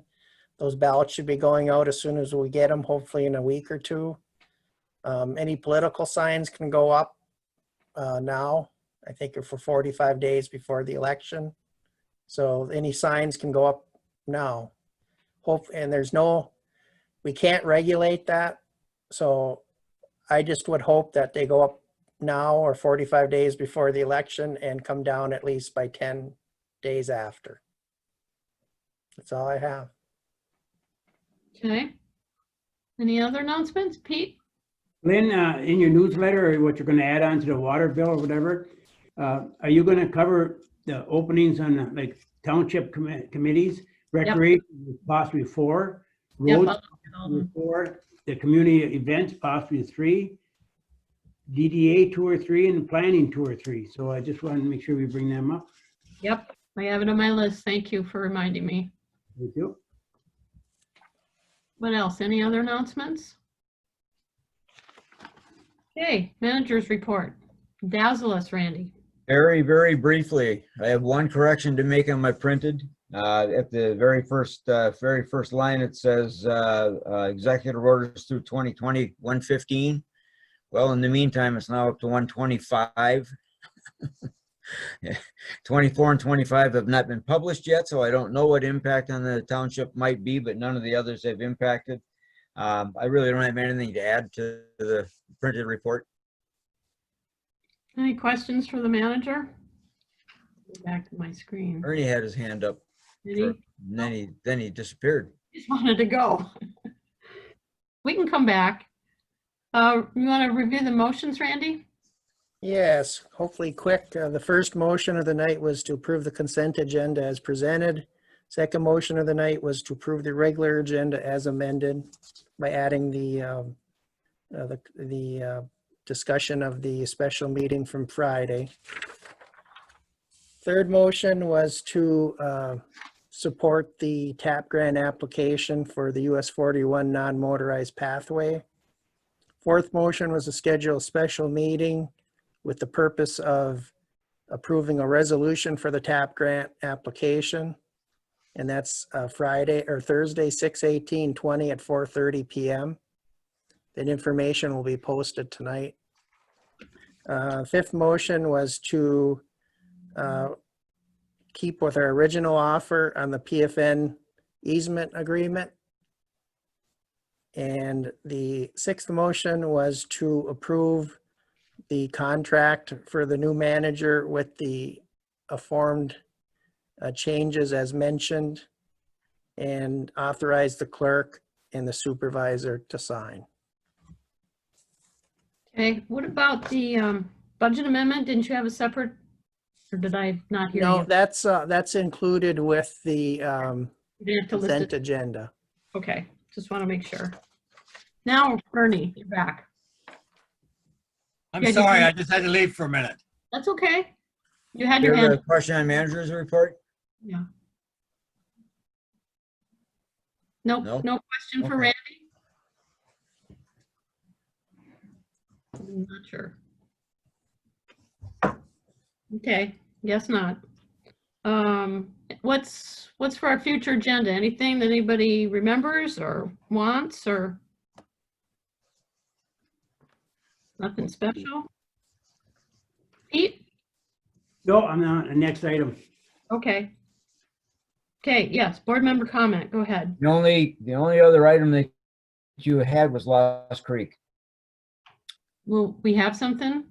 Or is it? I don't know that, but that was, you had carried that from your last meeting, Lost Creek, and I don't know if you want to keep carrying it or if you just want to wait till it's an item and put it on. Yeah, I will put down as a question mark. In case we get something. Okay, board member, or I mean, yeah, go ahead, Pete. What I'd like to do is thank Randy Gerard for the flexibility he's given us in his search for a manager for him. I know his date was gone by, but he was very flexible. He's flexible to go to the end of the year or whatever, but you gotta really thank him for being so available to us. So thank you, Randy. Thank you, Randy. You're welcome. Thank you, Randy. What else? Any other board member comments? Thank you for supporting our candidate. I really appreciate it. I think he's the best one. We should have had him before, but I think we needed to do this for his sake to catch up And now that he's got his feet wet and he knew that he wanted the job this way for sure, his family's good. It'll be good going forward.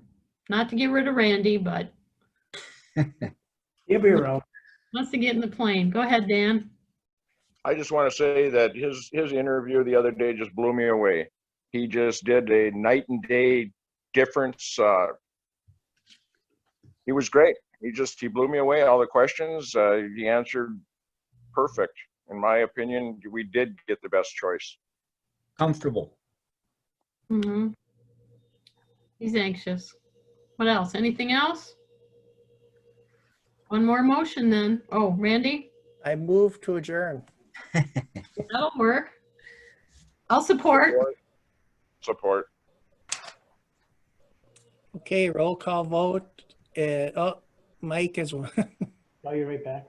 Oh, Mike. He's Mike's waving goodbye. okay. Clerk Rattari is yes. Supervisor Durant. Yes. Trustee LaRue. Yes. Trustee Wiegand. Yes. Trustee Everson. Yes. Trustee Marks. Trustee, Muted. he's on mute, but give me a thumbs up. I think he said yes. Okay. Yes. And Treasurer Johnson. Yes. Motion carries 7-0, and I have 9:33 p.m. Me too. Sounds good. Your Night. gavel. Turn off. Okay. I'll have the special meeting stuff up by tonight, and I'll send the link out, so. Very good. And you're good, Roger? Well, I have something tomorrow. I'm just trying to plan my day tomorrow.